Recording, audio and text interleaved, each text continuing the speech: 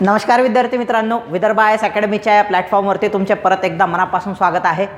So आपण अर्थशास्त्रामधला एक topic पाहणार आहोत. सो तो म्हणजे LPG पॉलिसी. LPG म्हणजे लिबरलायझेशन, प्रायव्हेटायझेशन आणि ग्लोबलायझेशन, ज्याला मराठीमध्ये उखाजा धोरण म्हटल्या जाते. उखाजा म्हणजे उदारीकरण, खाजगीकरण, जागतिकीकरण.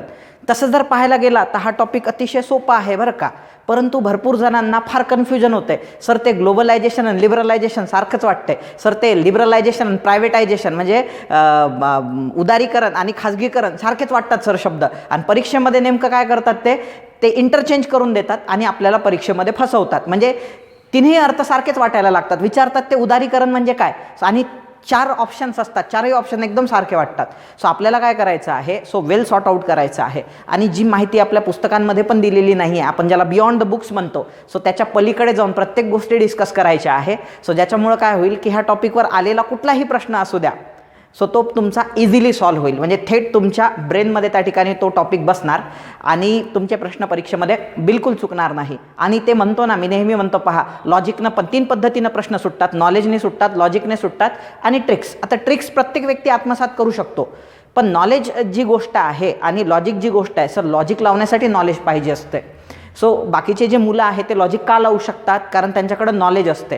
सो तो नॉलेज बेस लॉजिक लावण्यासाठी काय होणार आहे, आजच्या लेक्चरमध्ये मजबूत होणार आहे. काहीच वाचायची गरज नाही आहे, तुम्हाला कुठलंच पुस्तक रेफर करायची गरज नाही, कारण पुस्तकापेक्षा जास्त डेटा आज आपण आपल्या लेक्चरमध्ये पाहणार आहोत आणि खूप सुंदर पद्धतीनं बेसिकपासून जाणार आहोत.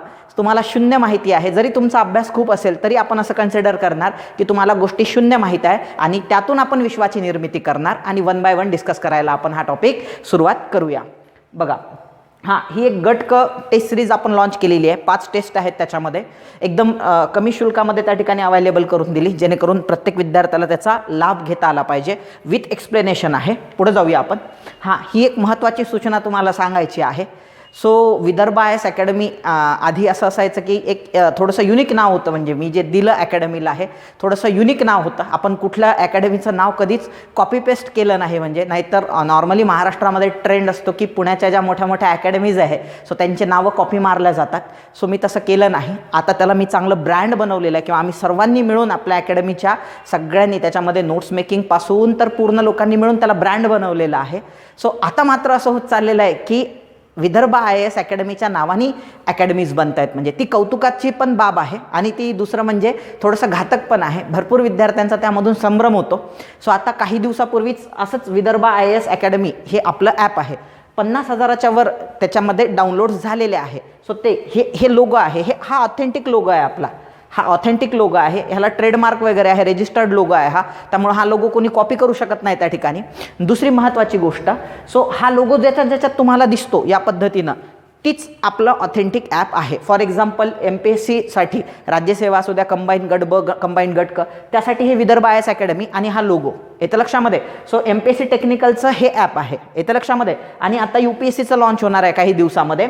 सो ते असं असणार आहे. म्हणजे सो हे 3च ऑथेंटिक, हे लॉन्च व्हायचं आहे आणखी 1, 2 आणि 3, हे 3च ऑथेंटिक विदर्भ आय एस अकॅडमीचे ॲप आहेत त्या ठिकाणी.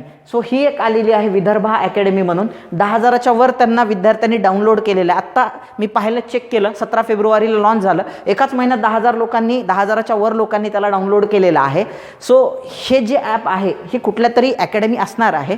आणि म्हणजे विदर्भ या नावाने भरपूर अकॅडमीज असू शकतात. फक्त ज्यांना आपलं ॲप डाउनलोड करायचं आहे किंवा हा ब्रँड त्यांना डाउनलोड करायचा आहे, सो त्यांच्यासाठी विदर्भ आय एस अकॅडमीच्या विद्यार्थ्यांसाठी हा लोगो त्यांनी लक्षात ठेवूनच काय करावं, ॲप डाउनलोड करावं. नाहीतर काय होऊ शकते, चुकीचं ॲप डाउनलोड होऊन त्या ठिकाणी कोर्सेस परचेस केल्या जाऊ शकतात. तसं होऊ नये म्हणून हा लोगो त्या ठिकाणी तुम्हाला लक्षात ठेवायचा आहे. 50,000च्या वर आहे, काही दिवसामध्ये 1,00,000च्या वर दिसायला लागतील तुम्हाला यामध्ये. सो हे जे आहे विदर्भ आय एस अकॅडमीचं एज्युकेशन ट्री मीडियाचं, सो हेच ॲप त्या ठिकाणी ऑथेंटिक आहे. टेक्निकलवाल्यांसाठी हे आहे, येतं लक्षामध्ये. आणि UPSCवाल्यांसाठी सेम आहे, फक्त इथं खाली UPSC लिहिलेलं आहे त्या ठिकाणी. पुढे जाऊया आपण. आता आपण मेन टॉपिक ज्याबद्दल आपल्याला चर्चा करायची आहे, सो तो डिस्कस करायला आपण सुरुवात करणार आहोत. सो पहिला शब्द आपल्याला डिस्कस करायचा आहे त्यामध्ये LPG. पहिल्यांदा मी काय करतो, हे 3ही शब्द मी तुम्हाला उलगडून दाखवतो आणि त्यानंतर ही पॉलिसी आणण्यामागं 1991मध्ये स्पेसिफिकली बोलायचं झालं तर 23 जुलै 1991मध्ये डेटला फार महत्त्व आहे. जेव्हा तुम्ही MPSC प्रिपेअर करता, UPSCमध्ये कन्सेप्ट्सला फार महत्त्व आहे, पण जर तुम्ही MPSC प्रिपेअर करताय त्यामध्ये राज्यसेवा, कंबाईन गट ब, कंबाईन गट क, सो ह्या एक्झामसाठी किंवा काही लोक STIसाठी पण प्रिपेअर करतायत मुख्य परीक्षेत, तर लक्षात ठेवा डेट्स ज्या आहेत त्याला अन्यनं साधारण महत्त्व आहे. इतिहासात नॉर्मली इतिहासात आधी डेट्स विचारल्या जायच्या, आता इतिहासात डेट विचारल्या जात नाही, पण इकॉनॉमिक्समध्ये तुम्हाला डेट्स विचारल्या जाऊ शकतात. लक्षात ठेवा स्पेसिफिकली 23 जुलै 1991मध्ये आपण ह्या पॉलिसीचा स्वीकार केलेला आहे, ज्याला LPG म्हणतात. LPG म्हणजे लिक्विफाईड पेट्रोलियम गॅस, तो LPG वेगळा जो घरी आपण सिलेंडरमध्ये वापरतो, आणि हा LPG वेगळा, हा इकॉनॉमिक्सवाला LPG आहे. लिबरलायझेशन, प्रायव्हेटायझेशन, ग्लोबलायझेशन, मराठीमध्ये त्याला उखाजा धोरण म्हणतात. उखाजा म्हणजे उदारीकरण, खाजगीकरण, जागतिकीकरण. आता या 3 शब्दांचे पहिल्यांदा अर्थ पाहून घेऊया आणि हे धोरण का आणावं लागलं आपल्याला आणि या धोरणामध्ये आपण काय काय केलेलं आहे येतं लक्षात. सो हे सर्व आपण आजच्या लेक्चरमध्ये डिस्कस करणार आहोत. याच्यावरती भरपूर बनतील, आणखी 3-4 जवळपास लेक्चर्स त्या ठिकाणी बनू शकतात, म्हणजे 2-3 तर आरामात बनतील म्हणजे लेक्चर. त्यापैकी हे पहिलं लेक्चर आहे ज्याच्यामध्ये आपण बेसिक्स पाहणार आहोत आणि त्याच्या मागची कारण मीमांसा देखील डिस्कस करणार आहोत. सो सर्वात महत्त्वाचं आता व्यवस्थित लक्ष देऊन ऐकायचं आहे तुम्हाला. आणि हां, मी ते पण सांगेल की तिघांमध्ये काय फरक आहे, काय लक्षात ठेवायचं आहे एक्झामच्या दृष्टीनं. सर्वात पहिला शब्द आहे उदारीकरण. आता भरपूर पोरांना उदारीकरण म्हटलं की त्यांना घाबरायला होते, किंवा इंग्लिश शब्द वापरला लिबरलायझेशन की ते आणखीच घाबरून जातात. तर लक्षात ठेवा लिबर्टी म्हणजे काय, जस्ट इमॅजिन करा. आता इंग्रजी शब्द तर फार सोपे, मराठीपेक्षा इंग्रजी शब्द फार सोपे असतात. आता लिबर्टी या शब्दाबद्दल तुम्ही विचार करा. लिबर्टी म्हणजे काय, स्वातंत्र्य. लिबर्टी म्हणजे काय, स्वातंत्र्य. मग आता तुम्ही जर विचारलं सर स्वातंत्र्याची डेफिनेशन काय आहे, सो तुम्ही जर पॉलिटीच्या पुस्तकात गेले तिथं पण लिबर्टी शब्द आलेला आहे. पॉलिटीमध्ये आपलं जे प्रिॲम्बल आहे त्याच्यामध्ये लिबर्टी हा शब्द आलेला आहे. मग आता हे जे लिबर्टी, फ्रॅटर्निटी, इक्वॅलिटी हे 3 तत्व आपण कोणाकडून घेतले होते, लिबर्टी आपण त्याला फ्रॅटर्निटी, लिबर्टी आणि इक्वॅलिटी, फ्रॅटर्निटी, लिबर्टी, फेल म्हणतो आपण त्याला, म्हणजे लक्षात ठेवण्यासाठी फ्रॅटर्निटी, इक्वॅलिटी, लिबर्टी हे 3 शब्द आपण फ्रान्सच्या स्वातंत्र्य लढ्यापासून घेतलेले होते, किंवा फ्रान्सचा जो स्वातंत्र्य लढा झालेला आहे 1789 1789मध्ये फ्रान्स स्वतंत्र झाला, किंवा फ्रान्सनं राजेशाही धुडकावून लावली आणि जगाला 3 तत्व दिलेले आहे. सो हे 3 तत्व आपण फ्रान्सकडून घेतले. त्यापैकी लिबर्टी या शब्दाची डेफिनेशन जर पाहिली तर तुमच्यावर बंधनांचा अभाव असणे. आता स्वातंत्र्याची अशी वेगळी डेफिनेशन नाही आहे, पर्सन टू पर्सन स्वातंत्र्याचा मिनिंग वेगवेगळा होत जातो, पण इथं स्वातंत्र्याचा अर्थ इव्हन तुमच्या पॉलिटीच्या पुस्तकामध्ये निगेटिव्हली दिलेला आहे. जसं जगणे म्हणजे सुरुवातीला असं घेतलेलं आहे, जगणे म्हणजे काय, सो न मरणे म्हणजे जगणे असा सुरुवातीला अर्थ घेतला होता कॉन्स्टिट्यूशननी, किंवा गोपालन नावाचा खटला झाला होता त्याच्यामध्ये. आणि ह्याच्यामध्ये देखील पॉलिटीचं पुस्तक जर पाहिलं तुम्ही तर लिबर्टीचा अर्थ दिलेला आहे बंधनांचा अभाव असणे. तसं मग इथं पण तोच अर्थ लावायचा आहे तुम्हाला. सो लिबरलायझेशन म्हणजे काय, सो लिबरलायझेशन म्हणजे बंधनं कमी करणे, म्हणजे लिबरल करणे. आपण म्हणतो ना हा माणूस लयच लिबरल आहे, किंवा काही लोक म्हणतात माझे बाबा फार लिबरल आहे. माझे बाबा फार लिबरल आहे म्हणजे काय, की माझे बाबा माझ्यावर बंधनं लादत नाही. आणि माझे बाबा खरंच म्हणजे माझे स्वतःचे बाबा खूप लिबरल आहेत आणि माझे लेक्चर्स पण पाहतात, ते पाहत असतील आता माझं लेक्चर. सो खरंच माझे बाबा खूप लिबरल आहे, मला कॉलेज लाईफपासून त्यांनी कधीच कुठल्या गोष्टीचं बंधन घातलं नाही, नेहमी मला फॅसिलिटेटच केलेलं आहे. आज जे काही घडलेलो आहे मी, सो ते त्यांच्यामुळं घडलेलो आहे. आता ह्यामुळं तुम्हाला आणखी एक ॲस्पेक्ट लक्षात येणार बरं का, ह्या गोष्टीमुळं तुम्हाला आणखी एक ॲस्पेक्ट लक्षात येणार की ज्यांना लिबरल वातावरण असते त्यांची प्रगती फास्ट होते. जे लोक बंधनात असतात, माणसाला स्वातंत्र्य का पाहिजे असतात, सो माणसाला स्वातंत्र्य हे प्रगती करण्यासाठी पाहिजे असतात, पण कॅन्डिडेट पण तसा असायला पाहिजे, मला ज्या लिबर्टीज मिळाल्या त्याचा फायदा मी स्वतःच्या डेव्हलपमेंटसाठी केला, ना की त्याचा गैरफायदा घेतला. खूप लोक गैरफायदा पण घेतात. सो लिबर्टी का आवश्यक असते, सो लिबर्टी आवश्यक असते तुमच्या विकासासाठी. मग इथं तोच अर्थ लावायचा आहे, लिबरेशनचा अर्थ लावायचा आहे कमीत कमी बंधनं असणे. मग याचा अर्थ काय आहे की कधी काळी, म्हणजे मी म्हटलं होतं मगाशी की 23 जुलै 1991मध्ये आपण LPG धोरणाचा स्वीकार केला, त्यापैकी हे लिबरलायझेशन नावाचं धोरण आहे. म्हणजे कुठंतरी 23 जुलै 1991च्या आधी अर्थव्यवस्थेवर प्रचंड बंधनं असले पाहिजे आणि त्या बंधनामुळं अर्थव्यवस्था खड्ड्यात गेलेली असली पाहिजे. त्या बंधनांमुळे अर्थव्यवस्था खड्ड्यात गेलेली असली पाहिजे. मग ती खड्ड्यातून बाहेर काढायची तर अर्थव्यवस्थेला लिबरल बनवा. लिबरल बनवा म्हणजे काय, बंधनं शिथिल करा. बंधनं काय करा, शिथिल करा. जास्तीत जास्त स्वातंत्र्य द्या. मग ज्याच्यामध्ये सरकार बंधनं काय करते, शिथिल करते, सैल करते. पहा आलेले शब्द आहे. अर्थव्यवस्थेत विविध क्षेत्रावर घातलेले जे निर्बंध आहे ते कमी करणे, सैल करणे म्हणजेच उदारीकरण होय. पहा तेच आहे. म्हणजेच काय होणे, लिबर्टी देणे. लिबरलायझेशन त्याला इंग्लिशमध्ये म्हणतात. म्हणजेच त्याला काय म्हणतात, उदारीकरण म्हणतात. उदारीकरण केल्यामुळं भारतीय अर्थव्यवस्था ही आदेशात्मक नियोजनाकडून मुक्त अर्थव्यवस्थेकडे वळणार आहे. येतं लक्षामध्ये. सो बघा कोणाच्या घरी कशी असते, कमांड इकॉनॉमी असते. इंग्लिशमध्ये त्याला कमांड इकॉनॉमी म्हणतात. कमांड इकॉनॉमी म्हणजे काही जणांचे वडील हे करू नको, ते खाऊ नको, हे करू नको, इकडे जाऊ नको, तिकडे जाऊ नको, हे होईल, ते होईल, असं होईल, तसं होईल, हे करू नको, ते करू नको, तिकडे जाऊ नको, MPSC करू नको, UPSC करू नको, कंबाईन सगळं कमांड, आदेशात्मक सगळं काय असते, माझ्या मनाप्रमाणे झालं पाहिजे. कमीत कमी लिबर्टी, जास्तीत जास्त बंधनं. त्यामुळं कॅन्डिडेट स्पॉईल होतो, स्वतःचं पोटेन्शियल तो वापरू शकत नाही. सो माझं म्हणणं आहे, 1-2 ठिकाणी पडल तो, बिझनेस सुरू केला एखादा ह्याने किंवा MPSC करतोय तो, 2-3दा नापास होईल, पण त्याच्या मनानं करू द्या त्याला. 2-3दा तो पोरगा नापास होईल, तिसऱ्या वेळेस तो अभ्यास करून आपोआप पास होते. पण तुम्ही जर त्याच्यावर चाबूक घेऊनच पाठीमागं लागताय त्याच्या, याच्या लक्षामध्ये, सो त्याचा सत्यानाश होऊन जाईल. तो स्वतःचं पोटेन्शियलच वापरणार नाही, त्याची ग्रोथच होणार नाही. आणि MPSCमध्ये क्वालिटी पाहिजे, याच्या लक्षात. उगं सकाळपासून संध्याकाळी 18 तास अभ्यास करायला लावला मी पोराला, आणि पोराच्या किती लक्षात राहिलं, 0. असे पोरं पास होत नाही. पास तेच पोरं होतात जे स्वतःच्या मनाने लक्ष देऊन काय करतात, त्या ठिकाणी त्यांना माहीत असते, नाही रे बाबा मला पास व्हायचं आहे. सो मग महत्त्वाचं काय ह्याच्यामध्ये, सो कमांड इकॉनॉमीला अर्थ नाही. आदेशात्मक अर्थव्यवस्था जी आहे ती काय नाही आहे, त्या ठिकाणी काही कामीची नाही आहे. अर्थव्यवस्था कशी असली पाहिजे, मुक्त असली पाहिजे. मुक्त असणे म्हणजे काय, सो त्याला आपण म्हणतो, पहा, याला कॅपिटलिझम पण म्हटलं जाते. मुक्त अर्थव्यवस्था कुठं पाहायला मिळते तुम्हाला, सो भांडवलवादी अर्थव्यवस्था ज्या असतात त्या मुक्त अर्थव्यवस्था असतात. आणि भांडवलवादी अर्थव्यवस्थांचं ते पण पाहू आपण, भांडवलवादी आणि समाजवादी अर्थव्यवस्था काय असतात. पहिल्यांदा मी तुम्हाला सांगतो की मुक्त अर्थव्यवस्था म्हणजे यांचं असं म्हणणं असते की मार्केटवर जास्त बंधनं लादू नका. There is a invisible hand of market, की मार्केटचा किंवा बाजार व्यवस्थेचा किंवा अर्थव्यवस्थेचा स्वतःचाच एक इनव्हिजिबल हँड असतो. इनव्हिजिबल हँड म्हणजे अदृश्य हात असतो, ते मार्केट ॲटोमॅटिक चालवते. सरकारने जर त्याच्यात नाक खूप असलं तर सरकारला त्याचा झटका बसणार, म्हणजे किंवा त्याच्यामुळं काय होणार, मार्केटचं नुकसान होणार. हां, सरकारने कधी हात घालायला पाहिजे, जेव्हा मार्केटच्या परिस्थिती हातातून सुटायला लागतील. जसं 91मध्ये झालं, नंतरच्या कालखंडामध्ये 2008मध्ये झालं, त्याला सबप्राईम क्रायसिस म्हणतात. म्हणजे सो अशाच केसमध्ये सरकारने काय केलं पाहिजे, अर्थव्यवस्थेत हस्तक्षेप केला पाहिजे. अदरवाईज अर्थव्यवस्था ही काय असली पाहिजे, मुक्त असली पाहिजे. कुठल्याही पद्धतीनं सरकारने त्यावर निर्बंध लादले नाही पाहिजे. सो बंधने शिथिल करणे, निर्बंध न लादणे, अर्थव्यवस्थेला स्वातंत्र्य देणे म्हणजेच लिबर्टी किंवा म्हणजेच लिबरलायझेशन किंवा उदारीकरण. सो उदारीकरण करालेलं आहे. काही लोकांना उदारीकरण म्हणतो मी, इट्स नॉट उदारीकरण. उदारीकरण म्हणजे उदार घेणे ते नाही आहे. सो हे उदारीकरण आहे. उदारीकरण म्हणजे लिबर्टी देणे. सो आता ह्या शब्दाचा अर्थ तुमचा क्लिअर झाला असेल. सो बघा, उदारीकरण म्हणजे खाजगीकरण होत नाही, खाजगीकरण होत नाही. मी तुम्हाला ते समजावून सांगतो. पहिल्यांदा मला खाजगीकरण समजावून सांगू द्या तुम्हाला. सो तुम्हाला लिबर्टी कळालेलं आहे, लिबरलायझेशन कळालेलं आहे, तुम्हाला उदारीकरण कळालेलं आहे. बंधनं शिथिल करणे, नष्ट करणे, सैल करणे, बंधनं न लादणे म्हणजेच लिबरलायझेशन. दुसरा महत्त्वाचा शब्द आहे प्रायव्हेटायझेशन, खाजगीकरण. प्रायव्हेटायझेशन किंवा खाजगीकरण म्हणजे काय, सो लक्षात घ्या. परत एकदा तो शब्दप्रयोग मी वारंवार करणार, कारण तो शब्द तुमच्या डोक्यात फिट बसला पाहिजे. 23 जुलै 1991, 23 जुलै 1991च्या आधी, ही पॉलिसी स्वीकारायच्या आधी सरकार मॅक्झिमम बिझनेस स्वतःच करायचं. बघा, म्हणजे नॉर्मली मला काय वाटते की जे जीवनावश्यक वस्तू आहे, म्हणजे सरकारने किती हस्तक्षेप करावा बाजार व्यवस्थेमध्ये, तर कुठपर्यंत करावा ते मी तुम्हाला सांगतो. पहा, सरकारने ज्या जीवनावश्यक वस्तू असतात, मग त्याच्यामध्ये आरोग्य आहे, शिक्षण असू शकते, सो अन्न वस्त्र निवारा, ह्या गोष्टी सरकारने, म्हणजे जर सरकारला वाटतेच आहे बाबा नाही नाही नाही त्या गरिबांना मिळाल्या पाहिजे, सो ह्या ज्या गरिबांना लागणाऱ्या गोष्टी आहे ह्या सरकारने प्रोड्यूस केल्या पाहिजे. येतं लक्षात. पण भारतामध्ये असं पाहायला मिळते तुम्हाला की 23 जुलै 1991च्या आधी सरकारने अति केलं होतं. अति केलं म्हणजे काय, सो कार पण प्रोडक्शन प्रायव्हेट करू शकत नव्हते. म्हणजे प्रायव्हेट कार्स तुम्हाला मार्केटमध्ये दिसणारच नाही.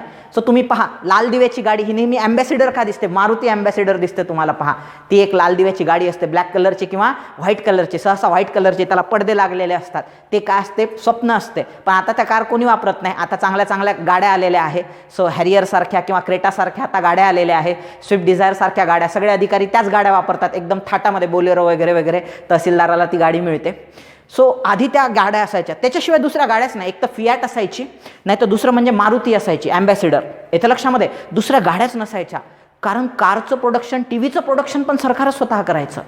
म्हणजे याचा अर्थ सगळे बिझनेसेस सरकार स्वतः घ्यायची.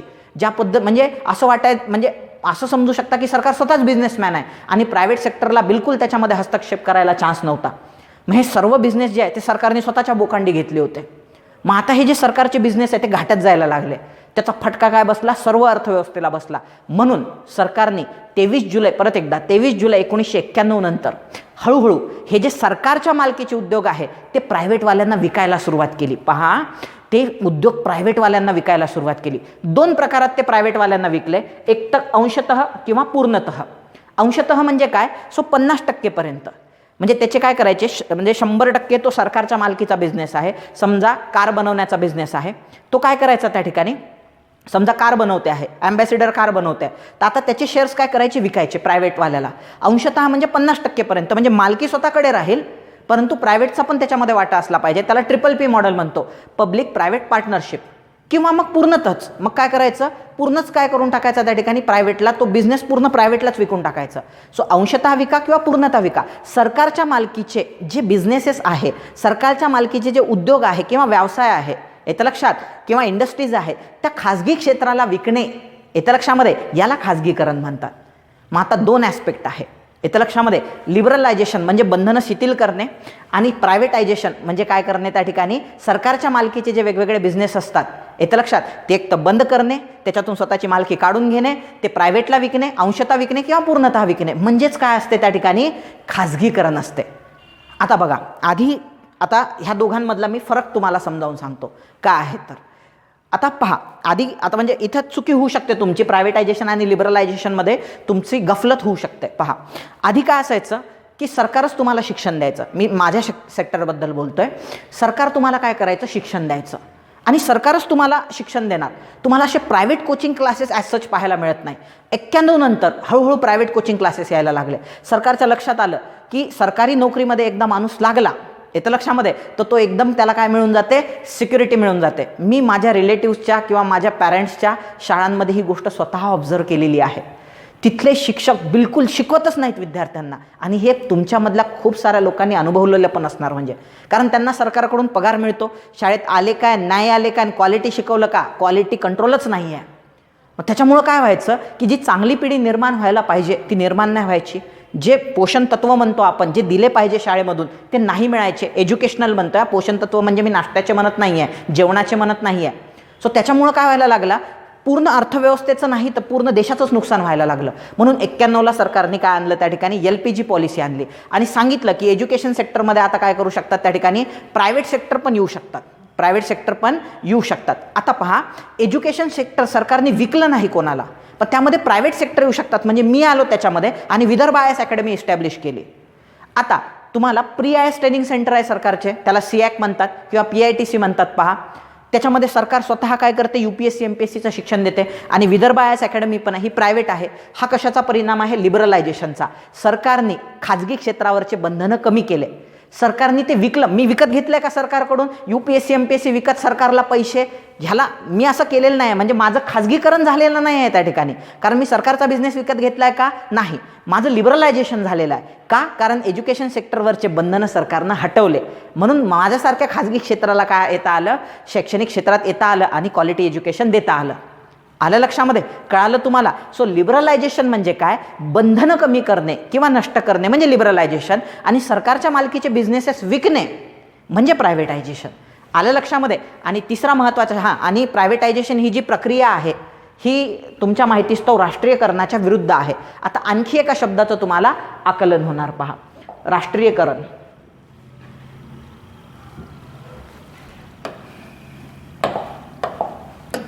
भरपूर पोरांना हा शब्द समजत नाही, नॅशनलायझेशन. त्यामुळे आपण काय करूया, प्रत्येक शब्दाला डिकोड करूया. नॅशनलायझेशन,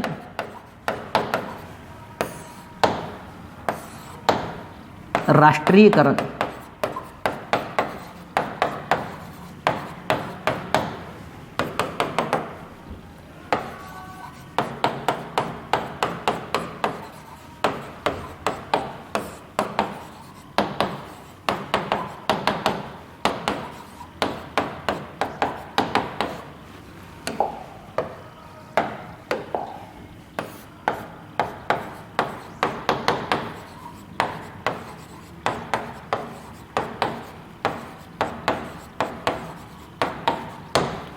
नॅशनलायझेशन, राष्ट्रीयकरण. नॅशनलायझेशन किंवा राष्ट्रीयकरण म्हणजे काय, पहा लक्षात घ्या.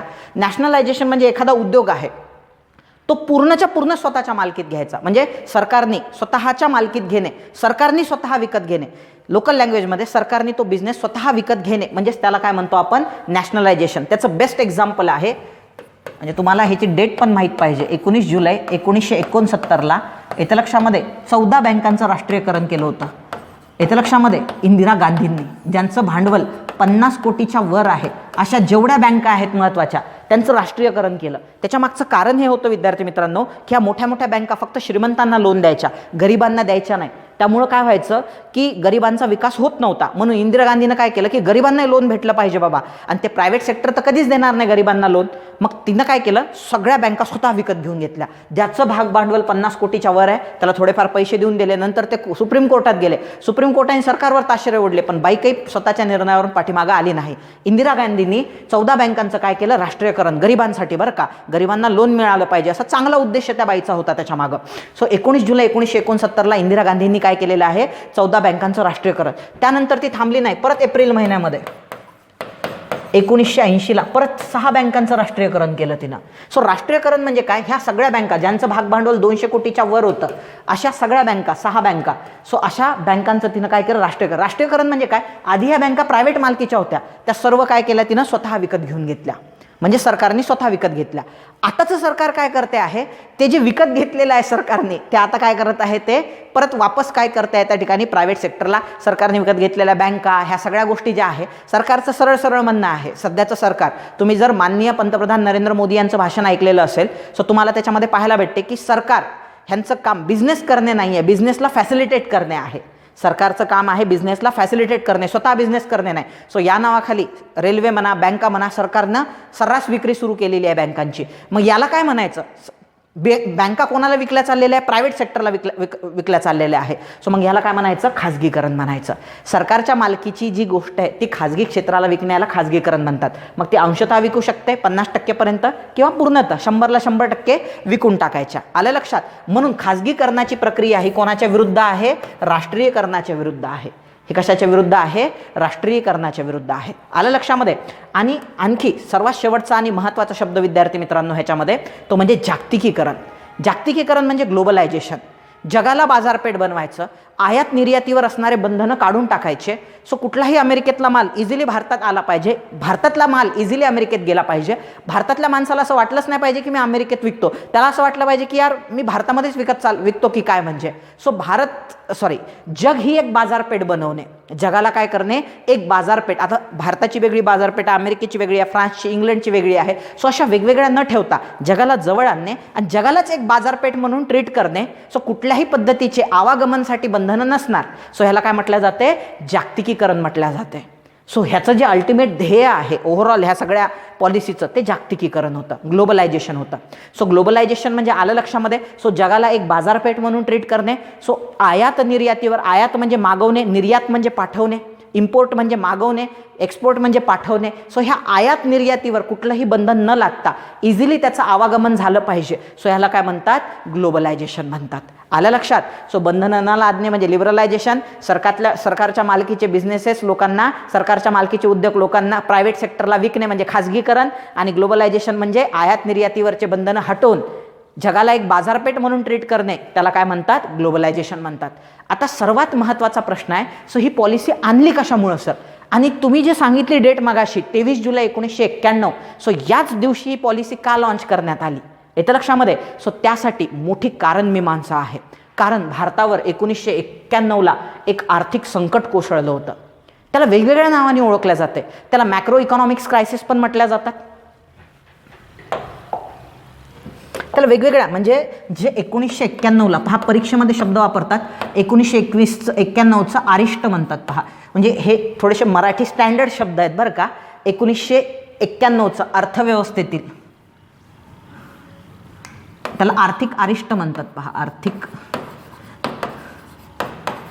आता पश्चिम महाराष्ट्रातल्या किंवा पुण्याच्या वगैरे विद्यार्थ्यांना हा शब्द एकदम कॉमन वाटत असणार, पण मी मराठवाड्यात राहिलेलो आहे, विदर्भात राहिलेलो आहे, त्यामुळे त्यांच्यासाठी हा शब्द नवीन असतो. हां, आर्थिक आपत्ती जर म्हटलं किंवा आर्थिक आणीबाणी जर म्हटलं तर त्यांच्या लक्षात येऊन जाईल आर्थिक आणीबाणी लावली नव्हती, पण तसे सर्कमटन्सेस क्रिएट झाले होते. सो त्याला आर्थिक अरिष्ट म्हणतात. येतं लक्षामध्ये. सो 1991 मध्ये काय झालेलं होतं, भारतावरती आर्थिक अरिष्ट आलेलं होतं. येते लक्षामध्ये. त्याच्यामुळं काय झालेलं आहे सरकारने, म्हणजे हे आर्थिक अरिष्ट का आलेलं आहे, कशामुळं आलेलं आहे, सो त्याची काय आहे एक मोठी कारण मीमांसा आहे की 1991ला हे आर्थिक संकट कशामुळं आलं होतं बाबा. सो मग आपल्याला काय करायचं आहे, वन बाय वन हे जे आर्थिक अरिष्ट येण्यामागची जे कारणं आहे ते तुमच्यासोबत आता काय करायचे, वन बाय वन डिस्कस करायला सुरुवात करायची आहे. आता त्याला वेगवेगळ्या नावाने ओळखलं जाते. तेच म्हटलं काहीतरी राहून गेलं, इथं लिहून द्यायचं होतं तुम्हाला. सो त्याला वेगवेगळ्या नावाने ओळखलं जातं. ही नावं लक्षात ठेवा पा. त्याला म्हटलं जाते macro economics, macro economical crisis. त्याला BOP क्रायसिस हे सगळं विचारलेलं आहे बरं का. BOP क्रायसिस या नावाने पण ह्याला ओळखलं जाते. मॅक्रो इकॉनॉमिक्स क्रायसिस म्हणजे काय पहा, दोन असतात पहा. इकॉनॉमिक्सचे दोन प्रकार पडतात, इकॉनॉमिक्सचे दोन प्रकार पडतात. प्रत्येक गोष्ट मी तुम्हाला समजावून सांगणार. आपल्याला मायक्रो ॲनालायसिस करायचे आहे. सो पहिल्यांदा एक असते इकॉनॉमिक्सचे दोन प्रकार पडतात. जर तुम्ही स्टँडर्ड UPSCचं मटेरियल वापरलं असेल तर त्यामध्ये 3 प्रकार दिलेले आहेत. आपल्याला 2च पाहायचे ॲक्च्युली, मायक्रो आणि मॅक्रो. त्याच्यामध्ये मेसो इकॉनॉमिक्स पण असते. सो मायक्रो इकॉनॉमिक्स म्हणजे काय, म्हणजे ह्या इकॉनॉमिक्समध्ये कशाचा समावेश होतो, जे डे टू डे लाईफमध्ये आपण जे ट्रान्झॅक्शन करतो, दुकानदाराला पैसे देतो, त्याच्याकडून साखर आणतो, त्याच्याकडून साबण विकत आणतो, किंवा अकॅडमीची फीस तुम्ही भरता इथं, किंवा ऑनलाईन तुम्ही अकॅडमीची फीस भरता, हे जे सगळे ट्रान्झॅक्शन आहे हे कशाचा भाग आहे, मायक्रो इकॉनॉमिक्सचा भाग आहे. आणि सरकार ज्या लेवलला वर्क करते त्याला मॅक्रो इकॉनॉमिक्स म्हणतात. फॉर एक्झाम्पल सरकारने एखादी MPSC UPSCसाठी स्कीम काढली की बाबा ज्याच्यामध्ये काय करणार, आम्ही फ्री ऑफ कॉस्ट चांगले शिक्षक लावून तुम्हाला शिकवण्यासाठी मदत करणार, सारथीसारख्या योजना राबवणार, बार्टीसारख्या योजना राबवणार, प्री IAS ट्रेनिंग सेंटरसारख्या ते राबवणार, रोजगार हमी योजना राबवणार. मग ह्याला काय म्हणतात, मॅक्रो इकॉनॉमिक्स. जे मोठ्या लेवलला वर्क करते त्याला मॅक्रो इकॉनॉमिक्स. मेसो इकॉनॉमिक्स म्हणजे काय, मेसो म्हणजे आता ज्या मोठ्या मोठ्या अंबानी अदानीची टाटासारख्या कंपन्या असतात, अंबानी अदानी किर्लोस्कर अशा ज्या मोठ्या मोठ्या कंपन्या आहेत, सो त्या ज्या लेवलला काम करतात त्याला मेसो इकॉनॉमिक्स म्हटलं जाते. त्याला मायक्रो पण नाही म्हणू शकत आणि त्याला मॅक्रो पण नाही म्हणू शकत, त्याला मेसो इकॉनॉमिक्स म्हटलं जाते. सो हे सहसा आपल्या पुस्तकांमध्ये नसते. हे जे लोक स्टँडर्ड UPSC मटेरियल रेफर करतात, श्रीराम IASच्या नोट्स वगैरे आहेत, जे उमा कपिला वगैरे UPSCसाठी, सो त्यामध्ये दिलेलं आहे. सो शेवटी काय नॉलेज आहे, गेन करण्याशी मतलब आहे आपल्याला. So micro economics, meso economics, macro economics हे जे क्रायसिस आलेले होते हे कशामुळे आलेले होते, मॅक्रो इकॉनॉमिक्स जे मेजर्स घ्यायला पाहिजे ते घेतल्या गेले नाही. सरकारच्या लेवल म्हणजे हे सामान्य माणसाचा त्यात दोष नव्हता. मायक्रो लेवलला हे आलेले नव्हते. हे कशामुळे आलेले होते, सरकारच्या दोषामुळे आलेले होते. सरकारच्या लेवलच्या पॉलिसीज चुकल्या होत्या, म्हणून ह्याला मॅक्रो इकॉनॉमिक्स क्रायसिस म्हटलं जाते. आणि दुसरं BOP क्रायसिस त्याला म्हटलं जाते. BOP म्हणजे काय, याला व्यवहार तोल म्हणतात पहा मराठीत, व्यवहार तोल. व्यवहार तोल. आता व्यवहार तोल आणि व्यापार तोलावर मी एक ऑलरेडी इकॉनॉमिक्सवरती लेक्चर कंडक्ट केलेलं आहे, ते तुम्ही पाहू शकता. इन शॉर्ट सांगतो, BOP म्हणजे balance of payment. Balance of payment म्हणजे काय, बॅलन्स म्हणजे तोल, पेमेंट म्हणजे व्यवहार, बॅलन्स ऑफ पेमेंट म्हणजे व्यवहार तोल. सो इम्पोर्ट एक्सपोर्ट जे करतो आपण, इम्पोर्ट म्हणजे मागवणे, एक्सपोर्ट म्हणजे त्या ठिकाणी पाठवणे. सो ह्याच्यावर मोठ्या प्रमाणात तूट निर्माण झाली. सो आपण जास्त मटेरियल मागवायला लागलो आणि आपली एक्सपोर्ट कमी झाली. सो त्याच्यामुळं तूट निर्माण झाली. जेव्हा आपण जास्त मागवतो तेव्हा आपल्याला पैसे द्यावे लागतात ना, खर्च जास्त होतो ना, इन्कम कमी होऊन जाते. सो त्याच्यामुळं तूट निर्माण होते. त्या तुटीमुळं हे क्रायसिस आलेले होते, म्हणून याला काय म्हटलं जाते, BOP क्रायसिस पण म्हटलं जाते. म्हणून 1991चं जे आर्थिक अरिष्ट आलेलं आहे, सो त्याला ह्या 2 नावाने ओळखले जाते. येते लक्षात, त्याला बृहदलक्षी संकट म्हणतात. बृहदलक्षी, मराठीत बृहदलक्षी संकट किंवा अरिष्ट. क्रायसिस म्हणजे संकट. व्यवहार तोल, याला व्यवहार तोलाचे संकट पण म्हटलं जाते. मराठीत काय म्हटलं जाते, BOP क्रायसिस म्हणजे इम्पोर्ट एक्सपोर्ट ह्याच्यामुळे निर्माण झालेलं क्रायसिस म्हणजे व्यवहार तोल संकट, बॅलन्स ऑफ पेमेंट क्रायसिस म्हटलं जाते. सो हे 2 नावं एक्झामच्या दृष्टीने लक्षात ठेवा. तुम्हाला परीक्षेमध्ये काय करू शकतात ते, आणि याच्या आधी पण याच्यावरती प्रश्न आयोगाने विचारलेले आहे. त्यामुळं हे 2 पॉईंट पहिले मी तुम्हाला क्लिअर केले. आता जे पॉईंट क्लिअर करणार आहे हे निवांत आणि रिलॅक्स तुम्हाला ऐकायचे आहे, कारण कुठंच कन्सेप्ट नाही आहे, स्टोरी टाईपमध्ये आहे, पण एक्झामच्या दृष्टीने अतिशय महत्त्वाचे आहे की 1991 मध्ये आपल्याला हे धोरण का आणावं लागलं, त्याच्यामागचं रिझन काय होतं. सो त्याच्यामागं सर्वात पहिलं कारण आहे सरकारचं लायसन्स धोरण. मी म्हटलं ना की 1991च्या आधी अर्थव्यवस्था ही आपली काय पाहायला मिळते आहे, सो त्या ठिकाणी आपण त्याला काय म्हणतो, कमांड इकॉनॉमी, आदेशात्मक अर्थव्यवस्था. केंद्र, तुम्ही शब्द ऐकला असेल ना, हाय कमांड. काँग्रेसमध्ये एक शब्द नेहमी वापरला जायचा, हाय कमांड. इंदिरा गांधीच्या कालखंडात तो शब्द आला होता, हाय कमांड. काही झालं की हाय कमांडला विचारावं लागेल, काही निर्णय घ्यायचा असला हाय कमांड. हायकमांड काय करायची, आदेश सोडायची, म्हणून त्याला काय म्हटलं जायचं, कमांड इकॉनॉमी म्हटलं जायचं. हायकमांडची कमांड इकॉनॉमी. की जे केंद्र आदेश देईल त्याच पद्धतीनं अर्थव्यवस्था चालणार. याला कमांड इकॉनॉमी म्हणतात. त्यामुळं काय झालं, अर्थव्यवस्थेचा एकंदरीत सत्यानाश झाला. येतं लक्षात. कारण काय झालं होतं, केंद्रात जर काही डगमग झालं, केंद्रात जर काही गडबड झाली तर पूर्ण अर्थव्यवस्थाच कोलॅप्स होणार. आणि हेच 1990च्या दशकात झालं. 89, 90, 91 येतं लक्षात. या कालखंडात प्रचंड मोठ्या प्रमाणात सरकारं बदलले. सगळं काही कोणाच्या हातात चाललं गेलेलं होतं, केंद्राच्या. आणि काँग्रेसला असं वाटलं होतं, म्हणजे काँग्रेसला असं वाटत होतं की नेहरू एरामध्ये, इंदिरा गांधीच्या एरामध्ये किंवा राजीव गांधीच्या पण एरामध्ये की काँग्रेसला चॅलेंजच नाही आहे, काँग्रेस कधी पडणारच नाही. म्हणजे त्यांची सत्ता म्हणजे काँग्रेसला असं वाटायचं की आपली सत्ता म्हणजे काय आहे, कोणालाही केंद्रात आणून बसवलं, सत्तेत आणून बसवलं पंतप्रधान, लोक मान्यच करतात. गांधी म्हणजे हा एक ब्रँड बनलेला होता पहा, की बाबा लोकांनी ह्यांना 100% निवडूनच, लोकांकडे पर्याय, असंच वाटायचं त्यांना. आणि त्यांना असं वाटायचं की बाबा त्यामुळं सर्व सत्ता काय, कोणत्याही माणसाला सत्तेत आल्यानंतर हेच वाटते की सर्व आपल्या हातातच असलं पाहिजे. एक प्रकारचा तो हुकुमशहा बनून जातो. इंदिरा गांधीचं पण तेच झालेलं आहे. ह्या जरी सरकारला तुम्ही 2-3 वर्ष म्हणजे 2-3 टर्म आणखी निवडून दिलं ना, 2 टर्म व्हायला आलेले आहे, 100% त्यांच्यामध्ये तो ॲटिट्यूड जनरेट होणार की आपण काही केलं तर लोक आपल्याला निवडूनच देतात. मग आपण डिमॉनिटायझेशन केलं तरी लोक निवडून देतात. आपण म्हणजे काही जरी वागलो, समजा आपले पॉलिसीज काही जरी चुकल्या, लोक निवडूनच देतात आपल्याला. असंच कधी काळी काँग्रेसला पण वाटायचं. येथे लक्षामध्ये. सो त्याच्यामुळं काय निर्माण झालेलं आहे, सो केंद्र डगमगलं आणि अर्थव्यवस्था कोलॅप्स झाली. कमांड इकॉनॉमीमुळे सगळं कोणाच्या हातात असायचं, केंद्राच्या हातात. पण केंद्र जर डगमगलं तर पूर्ण अर्थव्यवस्था कोलॅप्स झाली. 1989, 90, 91 सेंट्रल गव्हर्नमेंट पूर्णपणे कोलॅप्स झालेलं होतं. 3 वर्षाच्या कालखंडात 4 ते 5 सरकारं बदलले. सो ते एक मूवी आली होती पहा मधात, गेम ऑफ थ्रोन्स काहीतरी नाव आहे, मला पण आठवत नाही आहे त्याचं, सॅक्रेड गेम्स काहीतरी नाव होतं त्याचं. आपली हिंदी वेब सिरीज होती. त्याच्यामध्ये एक कॅरेक्टर आहे गणेश गायतोंडे नावाचं, तो नवाजुद्दीन सिद्दीकी आहे त्याच्यामध्ये. सो तो एकदम जबरी ॲक्टिंग करतो. खरं ॲक्टर म्हणावं म्हणजे त्याला म्हणावं, म्हणजे जबरदस्त ॲक्टिंग करतो तो. त्याच्यात तो डायलॉग मारतो पहा की या कालखंडामध्ये म्हणजे 1990, 91, 1989, 1990 आणि 91, सो सरकारे कच्चे के माफिक बदल रही थी.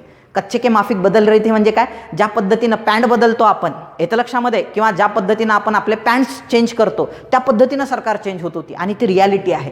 केंद्र कोलॅप्स झालं, सगळं कोलॅप्स झालं. कारण कमांड इकॉनॉमी होती. आलं लक्षामध्ये. फ्रीडम्स कमी होते. सगळं काही केंद्राच्या हाती होतं. येतं लक्षामध्ये. म्हणजे एखादं घर आहे ते पूर्णपणे वडिलावर अवलंबून आहे. सगळं जे ऑर्डर्स आहेत, म्हणजे कोणालाच आत्मनिर्भर होऊ दिलं नाही वडिलांनी. ना मुलींना होऊ दिलं, ना लेकरांना, ना बायकोला, ना आईबाबा, कोणालाच नाही. सगळं त्यांच्या हातात होतं. आणि असं देव न करो कोणासोबत हो, जर त्याच्या आईवडिलाला काही झालं, वडिलांना काही झालं कमी जास्त, तर पूर्ण घरच कोलॅप्स होणार, जे पूर्णपणे वडिलांवर डिपेंड आहे. त्यामुळं काय होणार, लेकरांचे आबाळ होणार, बायकोचे आबाळ होणार, आईबाबांचे आबाळ होणार. का? कारण पूर्ण घर त्या माणसावर अवलंबून असते. एखादा ॲक्सिडेंट झाला, काही झालं, किंवा पॅरालिसिस, काही असा कुठलाही एखादी गोष्ट घडली तर पूर्ण घरच कोलॅप्स होते. कारण ते घर पूर्ण त्या व्यक्तीवर डिपेंड असते. तसं कमांड इकॉनॉमीचा तोच प्रॉब्लेम होता. सगळी इकॉनॉमी केंद्रावर डिपेंड होती. केंद्र कोलॅप्स झालं, अर्थव्यवस्था कोलॅप्स झाली. 1991ला आर्थिक अरिष्ट आले, म्हणूनच आपल्याला आपला नजरिया किंवा आपल्याला आपलं धोरण चेंज करावं लागलं, LPG लागू करावं लागलं. सो त्याच्या मागचं कारण काय आहे? सो पहिलं कारण आहे की 91ला आर्थिक अरिष्ट येण्यामागचं कारण जे आहे, सो ते फार जुनं आहे. म्हणजे 30-40 वर्षाचा इतिहास आपल्याला स्टेप बाय स्टेप पाहावं लागणार. काय झालं होतं, नेहरूजींच्या कालखंडामध्ये प्रचंड मोठ्या प्रमाणामध्ये लायसन्स राज बोकाळला होता. लायसन्स राज म्हणजे काय हे सगळं दिलेलं आहे याच्यामध्ये. ठीक आहे, मी शिकवतो. मी काही इथं पाहून तुम्हाला काही सांगणार नाही, सगळं इथं आहे. त्यामुळे मी डायरेक्ट तुमच्याशी कम्युनिकेट करतो. आणि ह्या ज्या PPTs आहे ह्या तुम्हाला देण्यासाठी बनवल्या, म्हणजे रीड करण्यासाठी. ह्या मी विदर्भ IAS अकॅडमीचं जे टेलिग्राम चॅनल आहे त्यावरती मी तुम्हाला ह्या सगळ्या PPTs अवेलेबल करून देतो. पहा, नेहरूजींनी काय केलं होतं की लायसन्स राज आणलं होतं. लायसन्स राज म्हणजे प्रत्येक गोष्टीसाठी, बिझनेस स्थापन करण्यासाठी तुम्हाला लायसन्सेस घ्यावं लागणार. त्यावर इंदिरा गांधीनं थोडेफार चेंजेस केले. 1969मध्ये इंदिरा गांधींनी MRTP नावाचा एक ॲक्ट आणला होता. कोणता ॲक्ट आणला होता? MRTP. MRTP म्हणजे काय, monopolies restrictive trade policy act त्याला म्हटल्या जाते. म्हणजे sorry, restrictive trade practices act त्याला म्हटल्या जाते. मोनोपोलीज म्हणजे काय, एकाधिकारशाही. मग ही एकाधिकारशाही करण्यासाठी हे नेहमी विचारतात, 1969ला तो ॲक्ट आणला होता. परंतु या ॲक्टमध्ये पण प्रोव्हिजन होती की जे मोठे उद्योग आहे आकाराने 100 कोटीपेक्षा जास्त, सो त्यांना काय करावं लागणार, सरकारची परमिशन मात्र घ्यावी लागणार. म्हणजे उद्योग जर सुरू करायचा आहे तर परमिशन, म्हणजे काही प्रमाणात लायसन्स राज कमी केलं इंदिरा गांधींनी, परंतु लायसन्स राज ही गोष्ट कायम राहिली अर्थव्यवस्थेमध्ये. मोठ्या उद्योगांना प्रत्येक वेळेस सरकारची हांजी करावी लागायची. म्हणजे कोणत्या लेवलपर्यंत सरकारचा हस्तक्षेप होता अर्थव्यवस्थेमध्ये, की एखाद्या उद्योगाने किती प्रोडक्शन करावं आणि कशाचं प्रोडक्शन करावं हे पण सरकार ठरवायचे. सरकारला वाटलं की बाबा हा उद्योग आपल्याला टफ देतोय तर त्या उद्योगाचं लगेच सरकार विलिनीकरण विकत करून घ्यायची. तो जर सुप्रीम कोर्टात गेला, मला हे भेटलं नाही बाबा, काय म्हणतात गडा, मला रेन्युमरेशन व्यवस्थित भेटलं नाही, मोबदला नाही, माझा उद्योग सरकारने हडप केला, सुप्रीम कोर्ट पण काही करू शकायचं नाही, कारण सरकार मजबूत होते. मग एवढ्या मोठ्या प्रमाणामध्ये सरकारने काय केलेलं होतं, लायसन्स राज क्रिएट केलेलं होतं. म्हणजे बंधनं त्या ठिकाणी प्रायव्हेट सेक्टरवर लादले होते. त्यानंतर मॅक्झिमम उद्योगाचं काय झालं होतं, त्या ठिकाणी राष्ट्रीयकरण झालेलं होतं. सरकारने मॅक्झिमम उद्योग स्वतःच्या ताब्यात घेऊन ठेवलेले होते. सो त्याच्यामुळं झालं असं की सरकारचे ड्रॉबॅक म्हणजे त्या उद्योगांचे ड्रॉबॅक. आता तुम्ही म्हणणार सर सरकारचे काय ड्रॉबॅक असतात याच्यामध्ये? सो सरकारचे ड्रॉबॅक असतात पहा. ते म्हटलं ना, एकदा जर एखादा माणूस सरकारी कंपनीत लागला तर त्याचा ॲटिट्यूड काय असतो, म्हणजे इव्हन स्पर्धा परीक्षेची तयारी करायला लावणारे जे पालक असतात विद्यार्थ्यांना, ते देखील हाच शब्द वापरणं चुकीचं आहे. मोस्ट ऑफ द केसेसमध्ये हेच सांगून पाठवतात की जा बाबा कुठंतरी सरकारी नोकरीत लाग, हे शेतीत काही पडलेलं नाही आहे, सरकारी नोकरीत लागला तर मग जीवन तुझं काय आहे एकदम निवांत आहे, नोकरीसोबत छोकरी पण भेटणार आणि मस्तपैकी तू सेटल होणार, मग काही करायची गरजच नाही, आयुष्यभर आनंदच आनंद आहे, आरामच आराम आहे. खूप जण असा ॲटिट्यूड ठेवतात बरं का. खूप जणांचा हाई ॲटिट्यूड असतो की 4 पैसे जास्त भेटतात, भ्रष्टाचार करायला स्कोप असतो म्हणून. येतं लक्षात, जर सरकारने भ्रष्टाचार बंद केला ना, 50% कॉम्पिटेटिव्ह एक्झामचे प्रिपरेशन करणारे विद्यार्थी कॉम्पिटेटिव्ह एक्झाम प्रिपेअर करणं सोडून देतील. ही पण एक काय आहे, रियालिटी आहे. माझा मित्र सांगायचं पहा, तो डेप्युटी कलेक्टरच्या ट्रेनिंगला होता, तर त्यातल्या एका तहसीलदार सिलेक्ट झालेल्या पोरांनी पहिल्याच दिवशी प्रश्न विचारला. काय प्रश्न विचारावा माहीत आहे का, की का रे बाबा पहिल्याच दिवशी पैसे खायला सुरुवात करता येते की थोडं 2-3 वर्ष थांबावं लागते, म्हणजे विचार करा काय माइंडसेट असतो लोकांचा. मग सरकारी नोकरीत लागणं म्हणजे काय, आराम आहे, हा ॲटिट्यूड ठेवणं. एकदा नोकरी मिळाली तर मग काय, साहेब बाहेर गेलेले आहे, साहेब सर्वे करायला गेलेले आहे, साहेब जेवायला गेलेले आहे, साहेब इकडे आहे, साहेब येणारच नाहीत नोकरीवर. त्याच्यामुळं काय होणार, त्या कंपनीला फटका बसणार. तू सरकारी कंपनी आहे, फटका बसणार. त्यात भ्रष्टाचार मोठ्या प्रमाणात होणार, प्रत्येक गोष्टीसाठी लाच घेतल्या जाणार. आणि ते असते पा सरकार दप्तर दिरंगाई म्हणतो आपण त्याला, येतं लक्षामध्ये, ॲडमिनिस्ट्रेटिव्ह डिलेज म्हणतो आपण त्याला. सो सरकारी, ते म्हणतो ना सरकारी काम 12 महिने थांब, प्रत्येक गोष्टीसाठी डिले. जेवढ्या वेळात प्रोडक्शन व्हायला पाहिजे आणि लोकांना आउटपुट मिळायला पाहिजे. तुम्ही पहा कॉलेजमध्ये मोस्ट ऑफ द तुमचे प्राध्यापक जे आहे, ज्यांना सरकारकडून पेमेंट मिळायचा, त्यांचा मॅक्झिमम भर कॉमन ऑफवर राहायचा. कॉमन ऑफ घेऊन टाकायचा बाबा, पोरही खुश आणि शिक्षक पण खुश. एका आठवड्यात जर शिक्षकाचे 7 लेक्चर्स असतील किंवा 6 लेक्चर्स असतील, रविवारी सुट्टी देऊ, 6 पैकी 2च लेक्चर व्हायचे. मी तरी ते अनुभवलेलं आहे बाबा. आणि काही झालं की कॉमन ऑफ, विद्यार्थ्यांना कॉमन ऑफ घ्यायला लावायचा. विद्यार्थी खुश, शिक्षकही खुश. याच्यामुळं काय होणार, तुमच्या गव्हर्नमेंटच्या कंपन्यांवर त्याचे दुष्परिणाम त्याचे होणार. म्हणजे त्यामुळं ह्या सरकारी कंपन्या ह्या पांढरा हत्ती बनला होता. ह्या काय बनलेल्या होत्या, पांढरा हत्ती. पांढरा हत्ती म्हणजे काय, त्याला इंद्राचा ऐरावत म्हणतात. म्हणजे पांढरा हत्ती म्हणजे इंद्राचा ऐरावत. तो काहीच कामीचा नसतो, तो काहीच कामीचा नाही, फक्त दारात झुलवायच्या कामीचा असतो तो. इंद्राचा ऐरावत म्हणतात. म्हणजे एकदम आयत खाऊ असतो तो हत्ती, काहीच काम करत नाही. तशा त्या कंपन्या दिसायला भव्य दिव्य दिसणार तुम्हाला, IOCL, HPCL, त्याच्यानंतर steel authority India limited, oil authority India limited, अशा एकदम मोठ्या मोठ्या दिसणार तुम्हाला त्या कंपन्या. पण त्या कंपन्या आतून पूर्ण पोखरलेल्या असणार, पूर्ण भ्रष्ट असणार. सो त्याच्यामुळं काय झालं, ह्या कंपन्या ज्या सरकारच्या तावडीत होत्या, एक तर सरकारने खाजगी क्षेत्रावर प्रमाणाच्या बाहेर बंधनं लादून ठेवले होते. काही झालं की लायसन्स घ्या, असं करू नका, एवढंच उत्पादन घ्या, एवढंच हे करा, तेवढंच ते करा. पहिले तर खाजगी क्षेत्र अलाउडच नव्हते. पहिले तर गोष्ट सांगायची झाली तर खाजगी क्षेत्र काय नव्हते, त्या ठिकाणी खाजगी क्षेत्र अलाउडच नव्हते. होते तर त्याच्यावर प्रमाणाच्या बाहेर बंधनं होते. आणि बंधनं असले की प्रगती होऊ शकत नाही. हा बेसिक नियम सरकार विसरलं होतं. आणि सरकारचे पांढरा हत्ती म्हणजे काय, ह्या ज्या सरकारी कंपन्या आहे ह्याला भरपूर पैसा लावावा लागायचा, म्हणजे त्याला इनपुट भरपूर द्यावं लागायचे, पण त्यातून जेवढे आउटपुट मिळायला पाहिजे तेवढे आउटपुट मिळत नव्हते. त्याच्यामुळं टोटली स्पॉईल. त्यामुळं सरकारी कंपन्यांना काय झाला होता, त्या ठिकाणी प्रचंड मोठ्या प्रमाणात फटका बसला होता. पहा तुम्हाला बेसिक डिफरन्स सांगतो, तुम्ही SBIमध्ये जा एखाद्या वेळेस, पहा तिथं कसा ॲटिट्यूड असतो त्या लोकांचा. सरकारी म्हणजे सरकारची आहे ना SBI, state bank of India, याच्या लक्षामध्ये तुम्ही जा बरं त्या बँकेमध्ये, पहा कसा ॲटिट्यूड असतो त्यांचा. जा, काम नाही आहे, हे असं केलं का, तसं केलं का, एकदम हेडसवाडस करतात ते. आणि एकदम एकदम म्हणजे सबस्टँडर्ड त्या ठिकाणी ट्रीटमेंट देतात. शेतकऱ्यांची तर अतिशय वाईट बोलतात ते. मॅनेजर तर अर्धा वेळ नसतोच, म्हणजे तिथे इकडं गेलेलं आहे तिकडं गेलेलं आहे.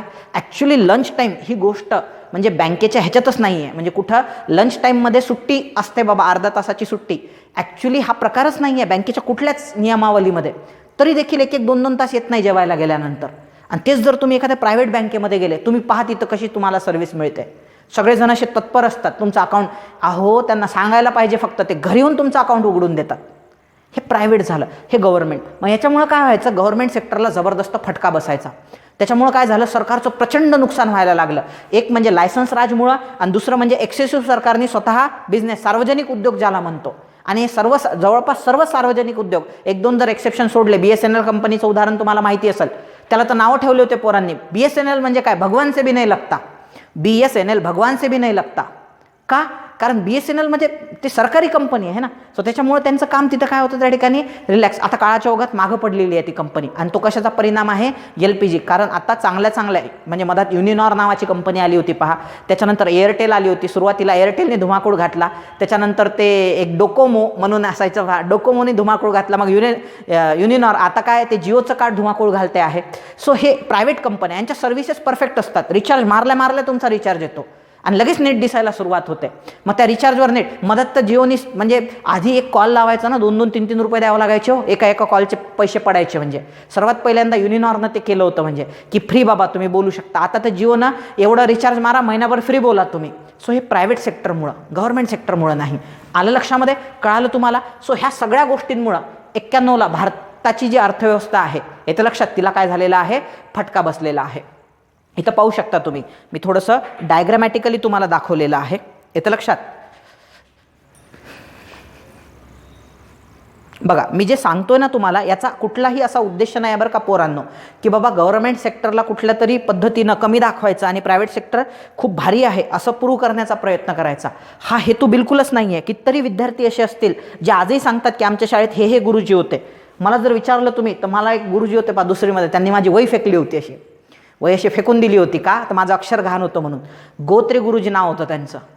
आणि त्यानंतर मी जी इम्प्रूव्हमेंट केली हँडरायटिंगमध्ये, त्यानंतर माझा पहिलाच नंबर यायचा. हस्तलेखन असायचं ना, 6वी 7वी 8वी 9वी 10वी, मी टिपिकल विद्यार्थी होतो पहा.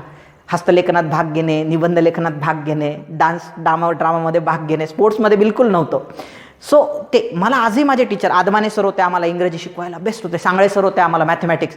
आत्ता मला माझ्यासाठी एकदम कौतुकाची बाब आहे, आमचे जे गणित शिकवणारे होते 10वीचे वेंडोले सर. सो त्यांचा कॉल आला, कशासाठी, की सागर, शाळेमधल्या विद्यार्थ्यांना गायडन्स करण्यासाठी ये, तुझा एक सत्कार कार्यक्रम मी ठेवतो. माझ्यासाठी फारच कौतुकाची बाब आहे. म्हणजे ती मला अशा छोट्या छोट्या गोष्टीतून प्रचंड आनंद मिळतो. म्हणजे फार मोठी गोष्ट आहे की 10वीतल्या शिक्षकांनी कॉल करावं मला, म्हणजे की बाबा सागर, तू विद्यार्थ्यांना गाईड करायला आहे, त्यांना मार्गदर्शन कर, भविष्याच्या दृष्टीनं तू त्यांना गाईड कर. जेव्हा की मी कुठलाच अधिकारी नाही आहे बरं का विद्यार्थी मित्रांनो, माझ्याकडे कुठलीच पोस्ट नाही आहे, तरी माझ्या शाळेतले शिक्षक म्हणजे माझ्यासाठी एवढा मान सन्मान देतात, म्हणजे माझ्यासाठी खूप मोठी गोष्ट आहे. सो मलाही काही, हे गव्हर्नमेंटच आहे बरं का, यांना गव्हर्नमेंटच पेमेंट देते. माझ्या बाबांना पण गव्हर्नमेंटच पेमेंट द्यायची. ते आदिवासी विद्यार्थ्यांना कितीतरी आदिवासी विद्यार्थ्यांना त्यांनी इंजिनियर, डॉक्टर, कलेक्टर बनवलं आहे. म्हणजे चांगले चांगले मोठे मोठे तायक्वॉन्दोमध्ये हे बनलेले आहेत. म्हणजे माझ्या बाबांनी चांगलंच मार्गदर्शन केलं, माझ्या आईनं पण चांगलं त्यामुळे मी असं म्हणत नाही किंवा प्रायव्हेट सेक्टर बेस्ट आहे आणि गव्हर्नमेंट सेक्टर. आजचा टॉपिकच तो आहे. सो त्याच्यामुळे मला काय करावं लागतं आहे, त्याला त्या पद्धतीनं इलॅबरेट करावं लागते आहे. पुढे जाऊया आपण. बघा, आता स्वातंत्र्यापासून आपण, भारत हा देश जो आहे ना, हाही एक फॅक्टर आहे बरं का, जो आयोगाने विचारलेला आहे, तो म्हणजे रशियावाला फॅक्टर. आणि सध्या हा फॅक्टर फार जास्त महत्त्वाचा आहे बरं का, कारण रशिया युक्रेन वॉर चालू आहे, किंवा रशिया युक्रेनमध्ये सध्या तणाव चालू आहे. म्हणजे तणावपूर्ण वातावरण आहे म्हणावं लागेल आपल्याला. आता हे जे आहे USSR, आपण खूप जास्त या देशावरती डिपेंड होतो. भारत रशिया मैत्री करार 1971चा फार फेमस आहे, जो इंदिरा गांधींनी केला होता. भारताच्या भरपूरदा रशिया मदतीला देखील धावून आलेला आहे. 71च्या वॉरमध्ये जेव्हा सेव्हन्थ नावाची फ्लीट, 7th फ्लीट म्हणतात त्याला, US मोठा जंगी बेडा होता, हा बेडा म्हणतात त्याला हिंदीमध्ये, ताफा, आपण मराठीमध्ये त्याला ताफा म्हणतो जहाजांचा. 71ला जे बांगलादेश वॉर झालं होतं ना, त्यात पाकिस्तानच्या मदतीसाठी अमेरिकेनं ताफा पाठवला होता तो. तर मग भारताला मदत करण्यासाठी त्या ठिकाणी रशियानं पण काय केलेलं आहे, एक मोठा जहाजांचा ताफा पाठवलेला आहे. सो जर अमेरिका येत असेल तर मी पण भारताच्या पाठीशी उभा आहे. सो भारताला नेहमी रशिया, किंवा तेव्हा USSR म्हणायचे, सोव्हिएत रूस म्हणायचे त्याला, सो त्याचा नेहमी आधार राहिलेला होता. पण 90च्या दशकामध्ये जे अघटित घडायचं, म्हणजे नव्हतं घटायचं, तेच घडलं.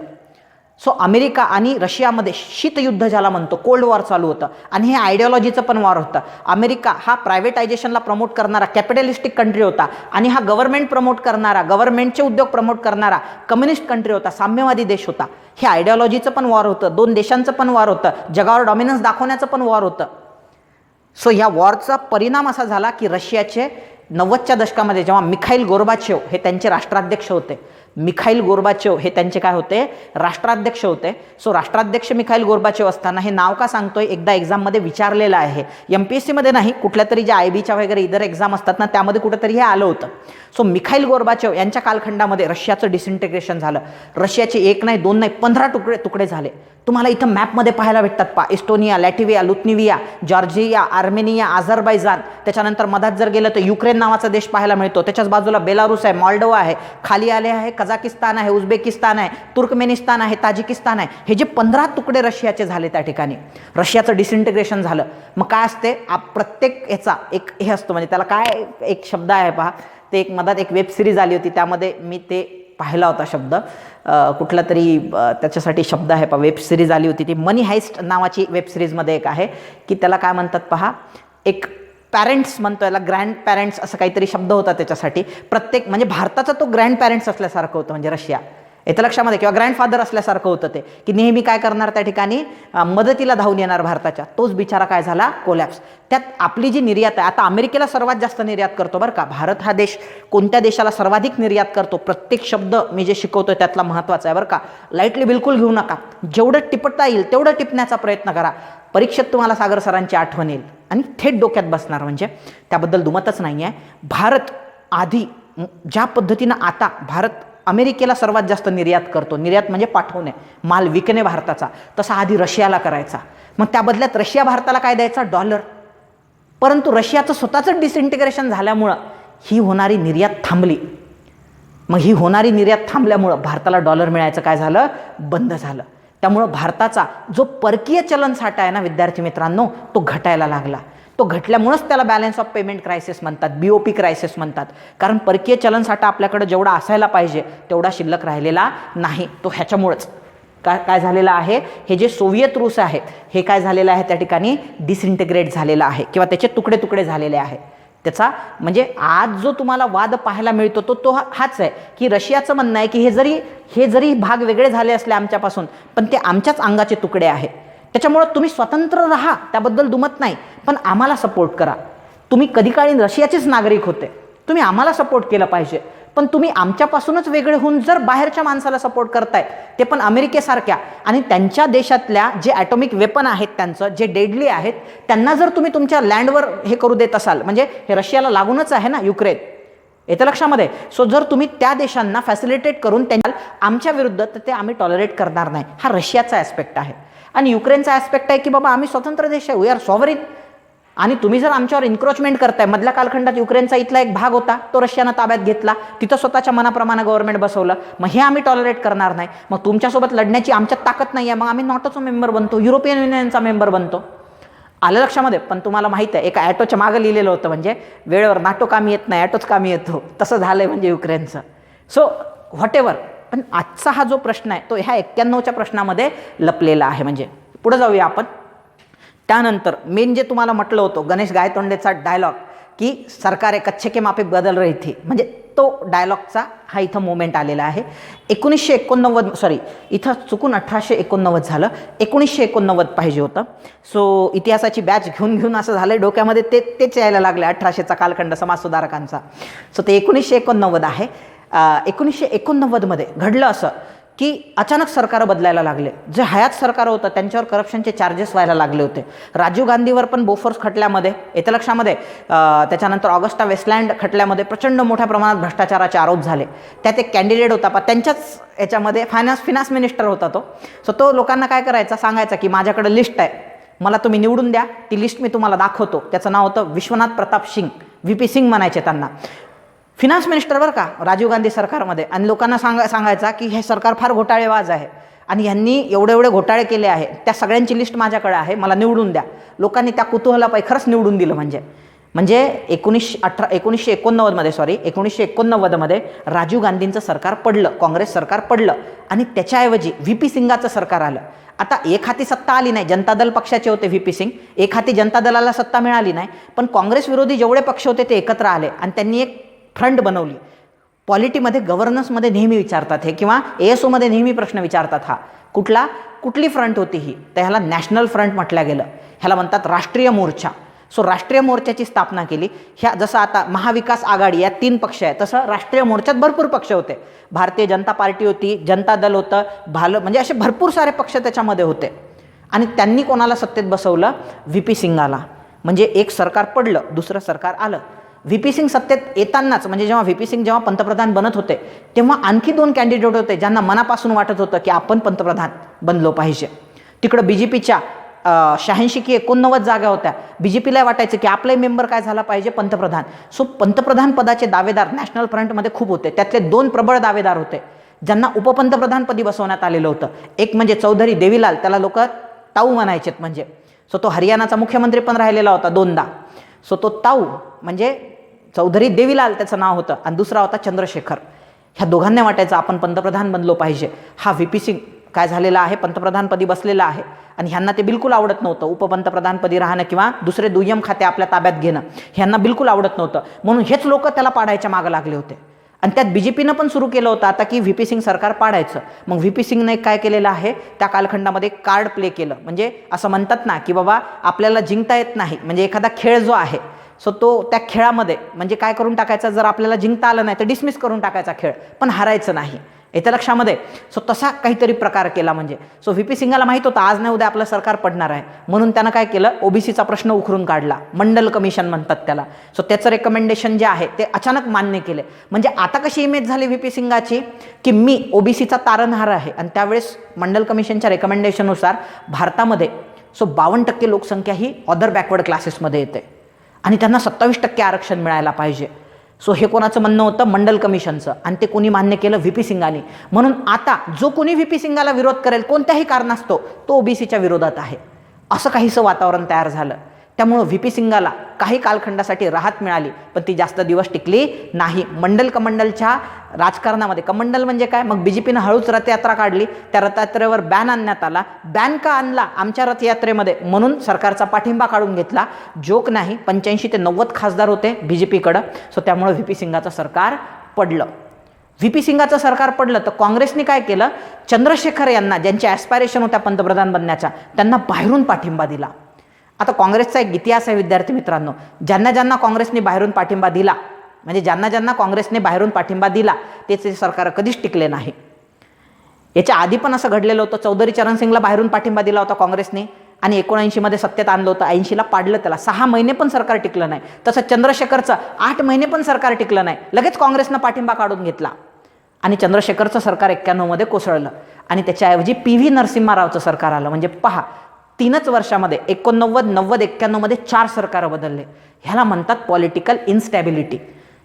त्या पॉलिटिकल इन्स्टॅबिलिटीमध्ये आणखी एक महत्त्वपूर्ण घटना घडली की जेव्हा काँग्रेस, म्हणजे जेव्हा 89ला राजीव गांधींचं सरकार पडल्यानंतर हा जो खेळ पाहिला लोकांनी चंद्रशेखर आणि व्ही पी सिंगाचा, त्यानंतर लोकांना असं वाटलं नाही नाही नाही नाही गांधी घराणंच चांगलं आहे, राजीव गांधीच बेस्ट आहे. पण मे महिन्यामध्ये म्हणजे 21 मे 1991मध्ये राजीव गांधीची हत्या झाली. चेन्नईजवळ श्री पेरंबदूर नावाचं ठिकाण आहे.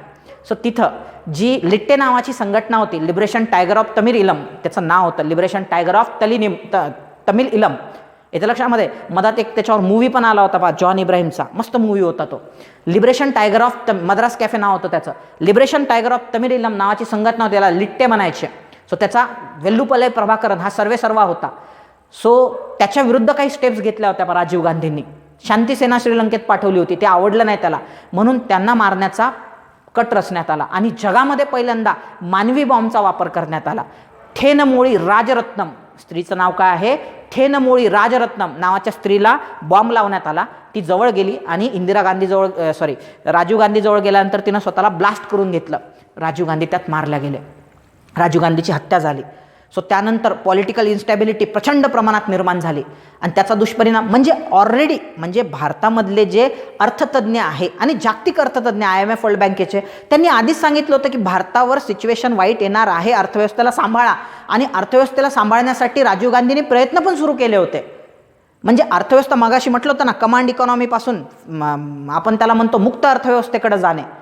सो कमांड इकॉनॉमी जी आहे त्याच्यापासून सूचक आपण ज्याला म्हणतो, इंडिकेटिव्ह प्लॅनिंग ज्याला म्हणतो, सूचक अर्थव्यवस्था ज्याला म्हणतो, कमांड इकॉनॉमी आदेशात्मक याच्याकडून मुक्त अर्थव्यवस्थेकडे जाणे. सो हे जाण्यासाठी पावलं ऑलरेडी टाकायला सुरुवात केली होती राजीव गांधीनं. सो कमांड इकॉनॉमीऐवजी काय करायचं, मुक्त अर्थव्यवस्था अवलंबायची. हे सायन्स अँड टेक्नॉलॉजी क्षेत्रामध्ये त्या मिनिस्ट्रीमध्ये हा प्रयोग पहिल्यांदा राजीव गांधींनी केलेला आहे की त्याच्यावरती कुठल्याही पद्धतीचे आदेश न देता त्यांना फॅसिलिटेट करून पाहायचं. दोन प्रकार असतात पहा, एक म्हणजे कमांड आदेश देणे, दुसरं म्हणजे फॅसिलिटेट करणे. म्हणजे भरपूर पालकांची त्याच्यामध्ये घफलत पण होते की आपल्या मुलांना आपण आदेश द्यायला पाहिजे की त्यांना फॅसिलिटेट करायला पाहिजे. सो फॅसिलिटेट करायला पाहिजे. 16व्या वर्षानंतर किंवा 20व्या वर्षानंतर असं म्हणताना प्राप्तेशी षोडशे वर्षे पुत्र मित्र समाचरेत, की त्याला मित्र समजून मदत केली पाहिजे. तुम्ही नका ना खुपसू की बाबा त्या पोरांनी काय करायचं, MPSCच केलं पाहिजे, UPSCच केलं पाहिजे, उद्योगच केला पाहिजे, घरची शेती सांभाळली पाहिजे, प्रॉपर्टी सांभाळली पाहिजे. बंधन नका लादू, त्याला डिसिजन घेऊ द्या, त्याला फॅसिलिटेट करा. तो म्हणतो नाही मला MPSC करायची आहे, MPSC करू द्या, त्याला फॅसिलिटेट करा. तुम्ही कमांड लादू नका त्याच्यावर.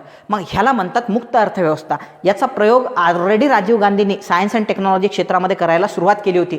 त्यांचं दुर्दैव हेच की 89ला काय झालं, सरकार त्यांचं कोसळलं. VP सिंग सरकारने बिलकुल टेन्शन घेतलं नाही. आंतरविरोधाभासातच हे सरकार ग्रासलेलं होतं. चंद्रशेखर हा हुशार माणूस होता, त्यांनी प्रयत्न पण केले बरं का ह्या वाईट परिस्थितीतून भारताला बाहेर काढण्याचे, पण त्याचं सरकार पण कोसळलं आणि सगळी जबाबदारी कोणावर येऊन पडली, PV नरसिम्हा रावच्या सरकारवर येऊन पडली. आता आपल्याला तेच पाहायचं आहे. तुम्ही इथं पाहू शकता हा तो मोमेंट आहे बरं का विद्यार्थी मित्रांनो, की 91मध्ये जेव्हा PV नरसिम्हा राव हे सरकार बनलं, राजीव गांधींचा मृत्यू झालेला होता. सोनिया गांधी ज्या होत्या त्या राजकारणात आणखी सक्रिय व्हायच्या होत्या. त्यामुळे आता गांधी कुटुंबातलं तर कोणी नाही आहे. तेव्हा राहुल गांधी, प्रियंका गांधी खूप लहान होत्या आणि यांना तर हिंदी पण बोलता येत नव्हती सोनिया गांधीला. म्हणून मग आता नेक्स्ट नेता कोण बनणार काँग्रेसमधला, तर दोन नेते त्या ठिकाणी चढाओढ करताना दिसत आहेत. एक म्हणजे PV नरसिम्हा राव होते आणि दुसरे म्हणजे आपले शरदचंद्रजी पवार होते, महाराष्ट्रातले लाडके नेते. पण ना भारतातल्या नेत्यांना जेव्हा जेव्हा दिल्लीच्या गादीवर बसण्याचा चान्स मिळाला, म्हणजे त्याचा एक वाईट इतिहास आहे महाराष्ट्राचा. तो खूप आधी जर विचार करतो म्हटलं तर त्या बाजीराव पेशव्यापासून, म्हणजे लक्षात घ्या बरं का, दिल्लीच्या सत्ताधीशांनी फार आधीपासून दक्षिणेपर्यंत सत्ता गाजवलेली आहे, फार तंजावरपर्यंत, तिकडे श्रीलंकेपर्यंत. पण दक्षिण भारतातला असा एकही सत्ताधीश नाही जो दिल्लीपर्यंत पोहोचला. तो तुम्हाला बाजीराव पेशवा पहिल्यांदा पाहायला भेटतो जो दिल्लीपर्यंत पोहोचलेला आहे. पण बाजीराव पेशवा कधीच दिल्लीच्या गादीवर बसला नाही, तख्तावर बसला नाही.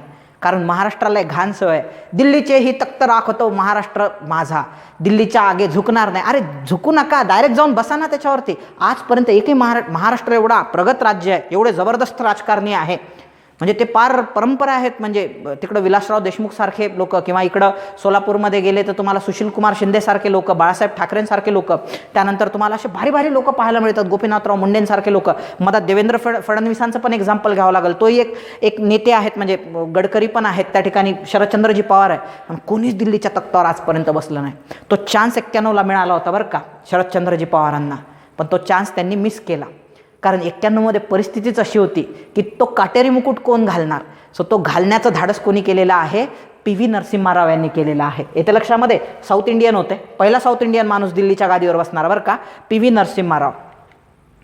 आता त्याच्याबद्दल बोलू आपण. आणखी एक घटना घडली होती जी एक्झामच्या दृष्टीनं महत्त्वाची आहे. राजकीय घडामोडींबद्दल तर आपण बोलणारच आहोत. आणखी एक महत्त्वाची गोष्ट ज्याच्यावरती परीक्षेत हमखास प्रश्न विचारले जातात, ज्याला इतिहासामध्ये मिनी ऑइल शॉक म्हटलं जाते. त्याला इतिहासामध्ये काय म्हटलं जाते, मिनी ऑइल शॉक म्हटलं जाते. घडलं असं होतं की 1990मध्ये विनाकारण त्या इराकने कुवेतवर आक्रमण केलं. आता तुम्ही म्हणणार हे इराक आणि कुवेत काय आहे. इराक नावाचा देश आहे. भारत, पाकिस्तान, अफगाणिस्तान, इराण आणि इराक, आणि इथं कुवेत नावाचा देश आहे. हा कुवेत नावाचा छोटासा देश आहे, पण श्रीमंत देश आहे. कारण प्रचंड तिथं तेल साठे आहे आणि तेल विहिरीच्या भरोशावर प्रचंड डॉलर कमावणारा तो देश आहे कुवेत. त्याच्यावर इराकने आक्रमण केलं. आक्रमण करणारा होता सद्दाम हुसेन, तिथला डेमोक्रॅटिक कम हुकुमशहा म्हणता येईल आपल्याला. होता सद्दाम हुसेन. त्यांनी काय केलं, कुवेतवर आक्रमण केलं. त्याच्यावर एक मधात मूवी पण आला होता पोरांनो, त्याचं नाव होतं एअरलिफ्ट. कशा पद्धतीनं त्यामध्ये अक्षय कुमारने तिथल्या भारतीय लोकांना त्या सिच्युएशनमधून, कुवेतमधून बाहेर काढलं. तो स्वतः त्याच्यामधला एक मोठा अमीर दाखवलेला आहे. अमीर म्हणतात म्हणजे श्रीमंत लोकांना तिकडं. अमीर दाखवलेला आहे तिथला एक मोठा. त्या मूवीमध्ये थोडंसं दाखवण्याचा प्रयत्न केलेला आहे. त्यामुळं काय झालं की इराकनं कुवेतवर आक्रमण केल्यामुळं मिनी ऑइल शॉक बसला. ऑइल शॉक म्हणजे काय की तेलाच्या किमती ह्या प्रचंड वाढल्या. $17वरून एका बॅरेलची किंमत, म्हणजे ऑइलची जी एक बॅरेल असते त्याची किंमत $17वरून डायरेक्ट $36वर गेली, म्हणजे दुपटीपेक्षा वाढलं. आता पहा, एकतर भारताकडं काय नाही आहे त्या ठिकाणी, फॉरेक्स नाही आहे. भारताचा जो फॉरेक्स आहे, परकीय चलन साठा आहे, तो 0.8 बिलियनवर आला होता, म्हणजे 1 बिलियनच्या खाली उतरला होता. किती, 0.8 बिलियनपर्यंत तो खाली उतरला होता. म्हणजे असं समजून चला भारताकडे आता पैसा शिल्लक राहिलेला नव्हता. 0.8 बिलियन म्हणजे काहीच नाही बरं का. सध्या भारताचा चलनसाठा हा 400 ते 500 बिलियनच्या जवळपास आहे. 400 ते 500 बिलियन, तेव्हा किती 1 बिलियनच्या खाली गेला होता. का? कारण इम्पोर्ट मोठ्या प्रमाणात व्हायची, एक्सपोर्टच नव्हती भारताची. एक्सपोर्ट बंद झाल्यात जमा होते. मग $0.8 बिलियन सांगायचं झालं तर फक्त आता भारत काय करू शकत होता, 1 आठवडा क्रूड ऑइल, कच्चं खनिज तेल आयात करण्याइतकीच त्याच्यामध्ये काय उरली होती, कपॅबिलिटी. 1 आठवडा हार्डली तो काय करू शकत होता, क्रूड ऑइल मागू शकत होता. याचा अर्थ काय होतो, जर क्रूड ऑइल भारतात आलं नाही, पेट्रोल डिझेल भारतात आलं नाही, भारताची अर्थव्यवस्थाच बंद होणार. सो आता माझंच एक्झाम्पल घेतलं तर मला इथून यावं लागते घरून. मी कशाने येतो, टू व्हीलरने येतो. किंवा भरपूर विद्यार्थी आहे ग्रामीण भागातून शहरात शिकण्यासाठी येतात. हे सगळं बंद होऊन जाणार, कारण पेट्रोल डिझेलच नाही आहे अर्थव्यवस्थेमध्ये. सो त्यामुळं भारताची अर्थव्यवस्था ठप्प होणार होती. त्याच्यानंतर भारताने प्रत्येक, म्हणजे असं म्हणता येईल की जे देश कर्ज देऊ शकतात, ज्या संस्था कर्ज देऊ शकतात, पूर्ण कर्ज घेतलेलं होतं. आता भारताला कोणी कर्ज द्यायलाही तयार नव्हतं. का? कारण ते कर्जाची परतफेड करण्यासाठी भारताच्या GDPच्या तुलनेमध्ये, जर भारताचा GDP म्हणजे वर्षभरात जेवढं वस्तू आणि सेवांचं उत्पादन होते, सो त्याची किंमत म्हणजे GDP असते. सो त्या GDPच्या 55.3% जवळपास कर्जच झालं होतं भारतावरती. 55.3 काय झालं होतं भारतावरती, तेवढे टक्के कर्ज झालं होतं. त्यापैकी तुमचं 50% कर्ज जवळपास भारताने स्वतःच्याच देशातून घेतलं होतं. आता लोकांकडून पण कर्ज घेऊ शकत नव्हता भारत, कारण लोकांकडे पण पैसा शिल्लक राहिलेला नव्हता. भारताची अर्थव्यवस्था प्रचंड वाईट झाली होती. सो भारत हा दिवाळखोरीला निघाला होता. भारत हा देश काय निघाला होता, दिवाळखोरीला. भारताकडे डॉलरच नाही शिल्लक, आणि त्यात काय झाले, तेलाचा भडका उडाला, तेलाचे भाव वाढले. येतं लक्षामध्ये. सो तेलाचे भाव वाढल्यामुळं आता भारतासाठी अतिशय, म्हणजे त्याच्यामुळं अर्थव्यवस्थेचं कंबरडच मोडलं गेलं. त्याच्यामुळं काय झालेलं आहे, अर्थव्यवस्था कंबरडच मोडल्या गेलेलं होतं. भारत त्याच्याकडे भीक मागायला लागला पैसे, की भेटतात का बाबा, कोणाकडून भेटतात. सो भारताने सगळे प्रयत्न केले. भारताने स्वतःचं सोनं देखील गहाण टाकलं. भारतावर एवढी वाईट वेळ आलेली होती पहा. चंद्रशेखर सरकारच्या कालखंडामध्ये भारताने टोटल 67 टन सोनं गहाण टाकलं होतं विद्यार्थी मित्रांनो. पहिल्यांदा 20 टन सोनं गहाण टाकण्यात आलं. किती टन? 20 टन. हे SBI मध्ये पडलेलं सोनं होतं, स्टेट बँक ऑफ इंडिया. एक्स्ट्राची माहिती सांगतोय तुम्हाला. हे स्टेट बँक ऑफ इंडिया. आणि कुठून पडलं होतं, कस्टममध्ये जे पकडतात ना सोनं, ज्याची तस्करी चालत असते, हे तस्करीत सापडलेलं सगळं सोनं होतं. 20 टन सोनं कुठं पडलेलं होतं, त्या SBI मध्ये. ते पहिल्यांदा आपण बँक ऑफ स्वित्झर्लंडकडे गहाण ठेवलं. कुठं गहाण ठेवलं, बँक ऑफ स्वित्झर्लंडकडे गहाण ठेवलं. त्यानंतर 47 टन सोनं बँक ऑफ इंग्लंड आणि बँक ऑफ जपान, हे लक्षात ठेवा बरं का. पहिल्यांदा 20 टन सोनं स्वित्झर्लंडच्या बँकेमध्ये गहाण ठेवलं. मग बँक ऑफ इंग्लंड आणि बँक ऑफ जपानला सोनं पाठवण्यात आलं. त्याच्यातून जेवढा पैसा मिळतो त्यानं पण हे आर्थिक अरिष्ट घालवणं अवघड होतं. हे ठेवण्याचं काम कोण करत होते, चंद्रशेखर. कोणतं गव्हर्नमेंट करत होतं, चंद्रशेखर. आणि चंद्रशेखरला असं करण्यासाठी सल्ला देणारा कोण होता, तर लक्षात ठेवा 2 माणसं होते. तत्कालीन RBIचे गव्हर्नर R व्यंकटरमणा. सल्ला देणारे कोण होते, R व्यंकटरमणा. आणि दुसरे त्यांचे आर्थिक सल्लागार होते, ते म्हणजे मनमोहन सिंग. ते म्हणजे कोण, डॉक्टर मनमोहन सिंग. जे तेव्हा म्हणजे त्याच्या आधी ते RBIचे गव्हर्नर पण राहिलेलं आहे. पण जेव्हा हे केलं त्यांनी 1990 मध्ये हे केलं, गहाण टाकण्याचा प्रोग्राम 1990 मध्ये झाला, तेव्हा ते काय होते, चंद्रशेखरचे आर्थिक सल्लागार होते डॉक्टर मनमोहन सिंग. आणि R व्यंकटरमणा, आधी नोटा असायच्या त्याच्यावर सही असायची, R व्यंकटरमणा हे RBIचे गव्हर्नर होते. यांनीच सजेशन दिलं होतं. मग एवढं सोनं गहाण ठेवून जो पैसा मिळाला डॉलरमध्ये, त्यातूनही आपण आपला आर्थिक अरिष्ट किंवा आपले प्रॉब्लेम बिलकुल सॉल्व्ह होणार नव्हते. ते एकदम तुटपुंजी मदत होती. मी ॲग्री म्हणतो आपण त्याला, अतिशय तुटपुंजी मदत होती ती. त्यांना काहीच होणार नव्हतं. आणि IMF सारख्या संस्थेला मदत मागायला जाऊ तर ऑलरेडी आपण त्यांच्याकडून लोन उचलून ठेवलेलं आहे. जेवढा शेअर्स आपला आहे ते ऑलरेडी पैसे आपण त्यांच्याकडून उचलून चुकलेलो आहे. मग अशा सिच्युएशनमध्ये काय करायचं, तर अशा सिच्युएशनमध्ये एकच संस्था होती जी आपल्याला मदत करू शकत होती, ती म्हणजे IMF होती. IMF भारताला लिमिटच्या पलीकडे पण लोन द्यायला तयार होती.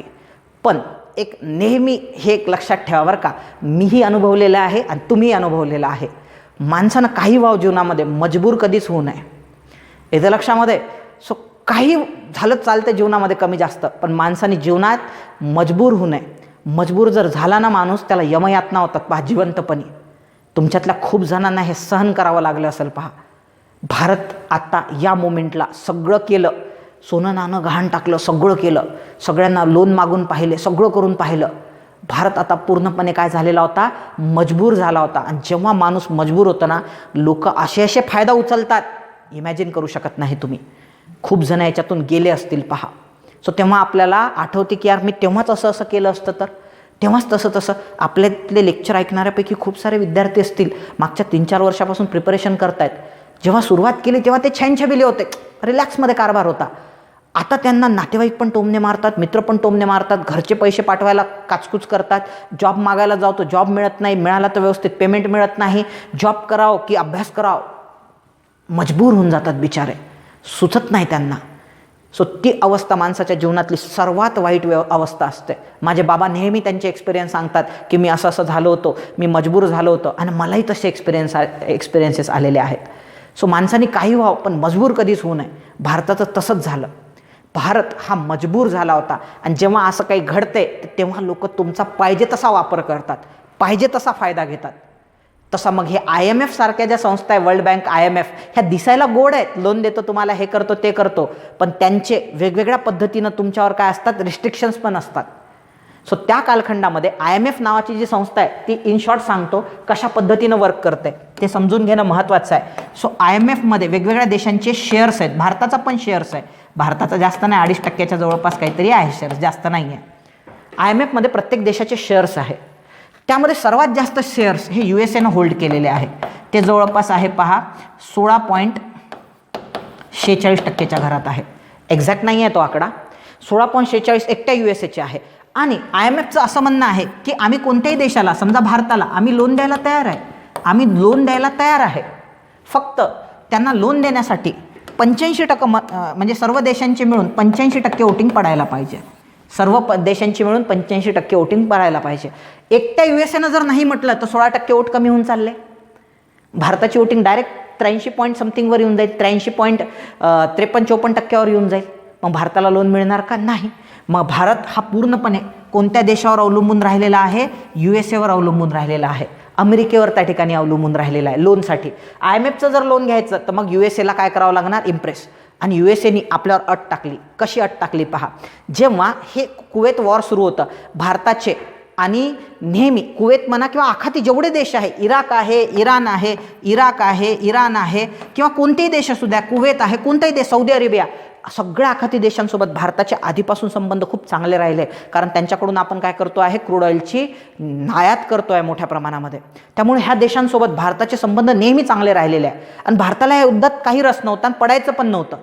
पण अमेरिकेनं काय सांगितलं की आम्ही तुम्हाला लोन द्यायला लावतो IMFला, तुमची काय रिक्वायरमेंट आहे सगळी पूर्ण करतो आम्ही, मजबुरी, सगळी रिक्वायरमेंट पूर्ण करतो, आम्हाला इराक युद्धामध्ये मदत करा. मग आता मदत म्हणजे काय? आता भारतासारख्या देशाचं तर सैन्य मागणार नाही, ते मदत काय मागितली त्यांनी की तुमचा जो इंडिया देश आहे, तुमचा जो इंडिया नावाचा देश आहे, तुमचा जो भारत नावाचा देश आहे, तिथल्या मुंबईमध्ये आमचे जेव्हा हे जे आमचे बोईंग्स आहेत, जेट्स आहेत, हे जेव्हा निघतील अटॅक करण्यासाठी कुवेतवर आम्ही अटॅक करणार आहे, कुवेतवर जेव्हा आम्ही इराकवर आम्ही अटॅक करणार आहे, सद्दाम हुसेनवर आम्ही अटॅक करणार आहे, जेव्हा आम्ही कुवेतला वाचवण्यासाठी इराकवर अटॅक करू तेव्हा तुमच्या मुंबईचा आम्हाला काय करू द्या? लँडिंगसाठी वापर करू द्या.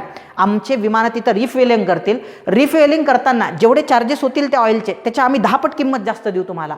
भारताचं म्हणणं होतं आम्हाला किंमत नाही पाहिजे. आम्ही जर तुम्हाला इराकच्या विरुद्ध आमची धावपट्टी वापरू दिली किंवा आमची ती स्ट्रिप वापरू दिली किंवा एरोप्लेन जर तुम्हाला लँड करू दिले तर आमचे आणि इराकचे संबंध बिघडतील. इराककडून क्रूड ऑइल आमच्यामध्ये येणार नाही. आम्ही सर्वात जास्त क्रूड ऑइल इराककडूनच मागवतो. आमच्या आखाती देशांसोबत संबंध चांगले आहे. अमेरिकामध्ये लोन पाहिजे की नाही सांग फक्त. लोन पाहिजे ना, चुपचाप हो म्हणावं लागणार. चंद्रशेखर सरकारला खाली मान घालून म्हणावं लागलं की इराकवर केलेला अमेरिकेनं अटॅकला आम्ही सपोर्ट करतो, नंबर 1. आणि नंबर 2, अमेरिकेची विमानं मुंबईमधून रिफ्युअल व्हायला लागले आणि इराकवर जाऊन अटॅक करायला लागले. नंतर सद्दाम हुसेनला ठार करून टाकलेलं आहे अमेरिकेने. सो भारताच्या मनात नसताना देखील भारताला स्वतःच्या मनाच्या विरुद्ध जाऊन स्वतःची फॉरेन पॉलिसी आखावी लागली. ह्याच्यापेक्षा काय दुर्दैव आहे? ह्याला म्हणतात मजबुरी. मजबुरी राहिलं की सगळे देश त्या ठिकाणी फायदा उचलतात. IMFनं लोन दिलं भारताला, पण भारतावर एवढे बंधनं लादले, म्हणजे आता ते पाहायचं आहे आपल्याला, भारतावर एवढे बंधनं लादले की ते सगळे आपल्याला चुपचाप मान्य करावे लागले. का? कारण काय आहे, आपल्याला लोन पाहिजे, पैसा पाहिजे, भारताची अर्थव्यवस्था फार खाईत गेलेली आहे, म्हणजे त्याला वापस आणायचं आहे. म्हणून प्रत्येक गोष्ट मान खाली घालून आपल्याला काय करावी लागली, IMFची ऐकावी लागली. आणि त्याचाच परिणाम म्हणजे काय आहे, LPG. आधी भारतामध्ये अमेरिकेसारख्या देशातला कुठल्याही पद्धतीनं माल येत नव्हता, आपण त्याला रिस्ट्रिक्शन घातलेले होते. अमेरिकेतल्या फार कमी वस्तू भारतात यायचा. अमेरिकेमध्ये इनडायरेक्टली मोठ्या मोठ्या कंपन्यांची, कॅपिटलिस्ट लोकांची सत्ता आहे. ते दिसायला तुम्हाला डोनाल्ड ट्रम्प दिसतात किंवा जो बायडन दिसतात, त्यांच्या मागून जे चालवणारे लोक असतात हे मोठ्या मोठ्या, म्हणजे मायक्रोसॉफ्ट कंपनी झाली किंवा आयफोनसारख्या कंपन्या झाल्या. सो ह्याचे जे संचालक असतात ना, मोठ्या मोठ्या वेपन्स तयार करणाऱ्या कंपन्या, ड्रग्स कंपन्या, ह्यांचे लोक फंडिंग करत असतात सरकारला. हे इनडायरेक्टली सरकार चालवत असतात. हे सगळ्याच देशात मोर ऑरलेस. सो तुमच्या माहितीच तो त्या जिनपिंगपेक्षा चायनामधल्या तो अलिबाबावाला जो आहे तुमचा, येतं लक्षामध्ये, तो जास्त श्रीमंत आहे. जाकमा म्हणतात त्याला. असं म्हणतात की इनडायरेक्टली सरकारवर, म्हणजे चायनीज सरकार ही जगात पॉवरफुल होत चालली आहे, पण चायनीज सरकारपेक्षा पॉवरफुल कोण होतंय, तिथल्या प्रायव्हेट कंपन्या, अलिबाबासारख्या, ह्या जाकमासारख्या. सो प्रत्येक देशाचा, भारताचंही तसंच आहे. भारतामध्ये पण हे अदानी अंबानी लय जायंट आहे. कोणाला सत्तेत बसवायचं नाही बसवायचं त्यांच्या मनावर आहे. मीडियापासून सगळ्या गोष्टी त्यांच्या हातात आहे. सो ते सत्ता गाल, आणि त्यांना भारत हा देश लोकसंख्येवाला देश होता. सो त्यांना मार्केट पाहिजे होतं भारताचं, म्हणून त्यांनी प्रेशर आणलं अमेरिकेवर. अमेरिकेने आणलं IMFवर, आणि IMFने आणलं भारतावर. का? कारण आपण भिकेला लागलो होतो. आपण आपल्या अवकातीपेक्षा जास्त खर्च केला होता. सो त्यामुळे आपल्यामध्ये तूट निर्माण झाली होती. सो काही आलं की येऊ द्या, सरकार पडत होते, त्यांना विचारच नव्हता की ते म्हणतील पडू दे सरकार, पुढचं सरकार पाहत बसेल, मला काय करायचं आहे, हा ॲटिट्यूड. सो त्याच्यामुळं काय झालेलं आहे, सगळं काही खड्ड्यात गेलेलं आहे. आणि म्हणून आपल्याला काय करावं लागल्या, IMFनं सांगितलेल्या ज्या गोष्टी आहे त्या चुपचाप मान खाली घालून काय कराव्या लागल्या, त्या ठिकाणी ऐकाव्या लागल्या. इथं लक्षात, कोणकोणत्या गोष्टी ऐकाव्या लागल्या. सो त्यांचं असं म्हणणं होतं की आम्ही जे तुम्ही आमच्याकडे जे शेअर्स होता, आमचा 2.45 जो काही 2.5% शेअर्स आहे भारताचा, सो त्या शेअर्समध्ये जेवढे पैसे तुम्ही गुंतवले होते तेवढे पैसे तर आम्ही तुम्हाला लोन म्हणून दिलेले आहे. आता इथून पुढे जर तुम्हाला पैसा पाहिजे असेल तर तो मिळू शकतो IMFमधून. सो तो कशामध्ये मिळू शकतो, एक्सटेंडेड फंड फॅसिलिटीमध्ये मिळू शकतो. कशामध्ये मिळू शकतो, तो एक्सटेंडेड फंड फॅसिलिटीमध्ये, त्याला EFF म्हणतात, एक्सटेंडेड फंड फॅसिलिटी. पण त्यासाठी तुम्हाला IMFच्या काही बंधनं किंवा काही सल्ले तुम्हाला ऐकावे लागणार, काही निर्देश, त्याला म्हणतात स्ट्रक्चरल ॲडजस्टमेंट प्रोग्राम. तुमच्या अर्थव्यवस्थेमध्ये काही स्ट्रक्चरल ॲडजस्टमेंट प्रोग्राम करावे लागणार, काही स्ट्रक्चरल चेंजेस, संरचनात्मक बदल करावे लागणार. का? कारण त्यांचं असं म्हणणं होतं IMFचं की तुमची अर्थव्यवस्था क्लोज होती, तुम्ही कोणाला ओपन अप केली नाही, आयात निर्यातीवर बंधन होते, खाजगीकरण तुमच्या देशात नव्हतं, सरकारच्या व्यवसायावर बंधन होते, ते सगळे तुम्हाला काय करावे लागणार, आता शिथिल करावे लागणार. कसे कसे करावे लागणार, की इथून पुढं तुमची जी ही समाजवादी नियोजनाचे तत्व आहे ते पहिल्यांदा तुम्हाला सोडून द्यावं लागणार, जे नेहरूजींनी सांगितलं होतं. समाजवादी अर्थव्यवस्थेमध्ये काय असते की जास्तीत जास्त उद्योग हे सरकारच्या मालकीचे असतात. त्यांचं म्हणणं होतं हे समाजवादी तत्व आता सोडून द्या, सरकारच्या मालकीचे उद्योग तुम्ही काय करा, प्रायव्हेट सेक्टरला विका, म्हणजे खाजगीकरण करा. येतं लक्षामध्ये. सो खाजगी क्षेत्रावरचे निर्बंध कमी करा, म्हणजे लिबरलायझेशन करा. सो त्यांचं हेच म्हणणं होतं की तुम्हाला हळूहळू काय करायचं आहे, अर्थव्यवस्थेमध्ये खाजगी क्षेत्रावर असणारे निर्बंध सैल करा, आयातीवर असणारे निर्बंध दूर करा, म्हणजे ग्लोबलायझेशन करा. येतं लक्षात, संरचनात्मक सुधारणा करा, हे पाहिलेलं आहे. भारतीय अर्थव्यवस्थेला जागतिक अर्थव्यवस्थेशी जोडा, म्हणजे एकंदरीत काय करा, उदारीकरण, खाजगीकरण, जागतिकीकरण. आता तुम्ही ह्याच्याकडे 2 अँगलनी पाहू शकता बरं का. एक तर भारताने स्वतःहून हे केलं, कारण भारताला क्लोज्ड इकॉनॉमीचा फटका बसलेला होता, एक्सेसिव्ह पब्लिक सेक्टरचा फटका बसलेला होता, किंवा आपण म्हणू शकतो बंधनांचा फटका बसला होता, म्हणून सरकारने हे केलं, किंवा सरकारने हे मजबुरीत येऊन केलं, कोणाच्या, IMFच्या. सो IMFने आपल्याला एक्सटेंडेड फंड फॅसिलिटीमध्ये 3 टप्प्यात कर्ज दिलं, आपल्या गरजा भागतील एवढं कर्ज दिलं भारताला, भारताने ते परत पण केलं. पण भारताला हे बदल करायला लावले जे आजही कायम आहे, आणि सध्याचं सरकार तर एकदम मन लावून ते इम्प्लिमेंट करते आहे. सो प्रायव्हेट सेक्टरवरचे बंधनं शिथिल केल्या चाललेले आहे दिवसेंदिवस, सरकारी उद्योगांचं खाजगीकरण केल्या चाललेलं आहे, आणि इम्पोर्ट एक्सपोर्ट ड्युटी ज्या घटवल्या चालल्या आहे, म्हणजे ग्लोबलायझेशन, प्रायव्हेटायझेशन आणि लिबरलायझेशन, हे जे तीनही शब्द आहे त्याला तंतोतंत हे सरकार इम्प्लिमेंट करताना तुम्हाला पाहायला मिळते आहे. येतं लक्षात. आणि ही पॉलिसी स्वीकारण्याचा भारताला प्रचंड मोठ्या प्रमाणात फायदा पण झालेला आहे. एक रोजगार जर सोडला तर बाकी सर्व क्षेत्र हे फायद्याचंच राहिलेलं आहे. भारताचा GDP वाढलेला आहे नंतरच्या कालखंडामध्ये, खाजगी क्षेत्र हे फ्लोरिश व्हायला लागलेलं आहे.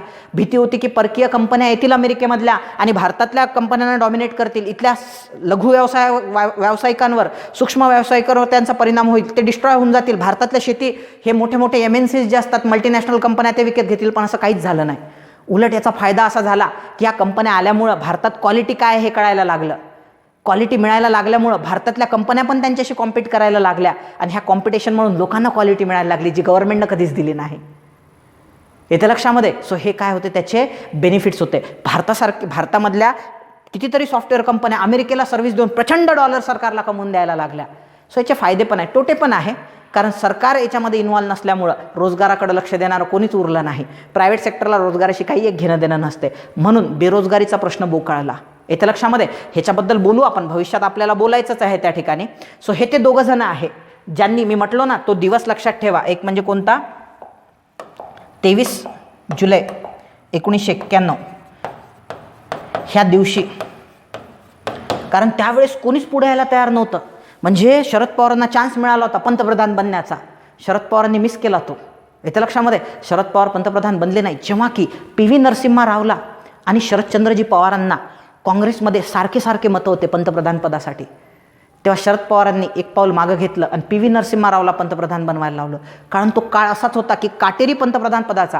त्यावेळेस जर शरदचंद्रजी पवार खरंच पंतप्रधान बनले असते आणि त्यांनी मनमोहन सिंग सारख्या इकॉनॉमिस्टला सोबत घेतलं असतं आणि ते जर करून दाखवलं तर इतिहासात आणखी त्यांचं नाव म्हणजे आजही गाजतं आहे, त्याबद्दल दुमत नाही आहे. ते लाडके नेते आदरणीय आहे, त्याबद्दल दुमत नाही, आणखी नाव गाजलं असतं ना. आपल्या महाराष्ट्रातल्या नेत्यांना अशा सर्कमस्टन्सेस, चांगल्या सर्कमस्टन्सेसमध्ये तर कोणीही बनतं, वाईट सर्कमस्टन्सेसमध्ये देशाच्या पाठीशी उभं राहणं महत्त्वाचं असते.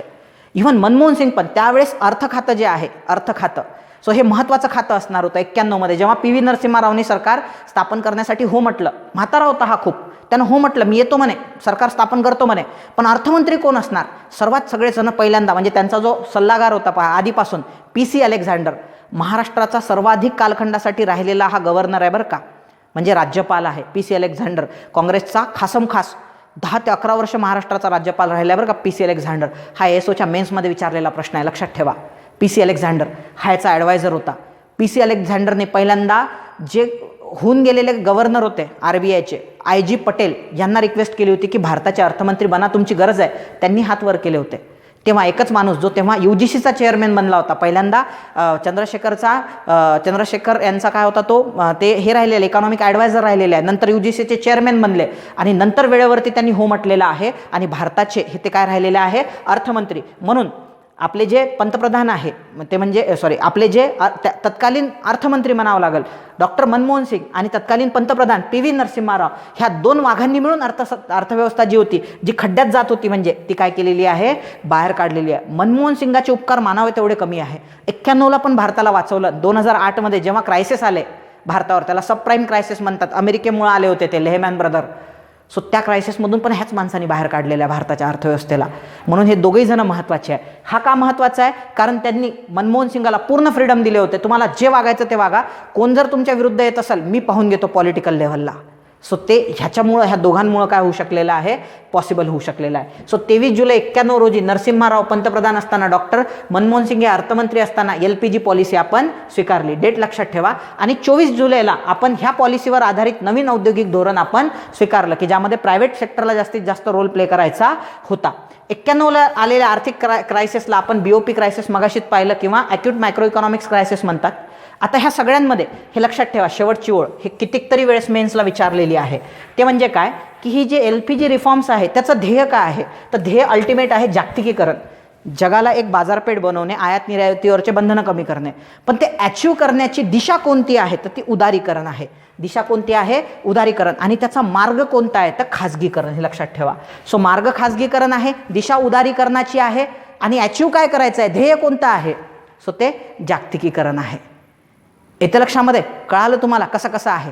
जसं म्हणजे मी जर बोलायचं झालं, तुमच्या जीवनाचं ध्येय काय आहे की आम्हाला पोस्ट मिळवायची आहे सर, सो तुम्ही कोणत्या मार्गाने जाणार, अभ्यासाच्या मार्गाने, दिशा कोण दाखवणार, विदर बायस. मग अशा पद्धतीनं तुम्ही ते लक्षात ठेवा की तुमचं ध्येय काय आहे, जागतिकीकरणाचं ध्येय आहे. सो त्याची दिशा कोणती आहे, उदारीकरणाची दिशा आहे. आणि मार्ग कोणता आहे, तर खाजगीकरणाच्या मार्गाने ते अचीव करायचं आहे. सो हे जे शब्द आहे शेवटचे ते एक्झामच्या दृष्टीनं महत्त्वाचे आहे. सो मला जेवढं सांगता येईल तुम्हाला ह्या सगळ्यांबद्दल, सो ते मी तुम्हाला सांगण्याचा प्रयत्न केलेला आहे. सो आजचं लेक्चर तुम्हाला कसं वाटलं ते तुम्ही आम्हाला नक्की कमेंट बॉक्समध्ये लिहून कळवा. तुमच्या काही रेकमेंडेशन्स असतील त्या देखील पाठवा. सो भेटूया आपण पुढच्या लेक्चरमध्ये. तोपर्यंत धन्यवाद. जय हिंद.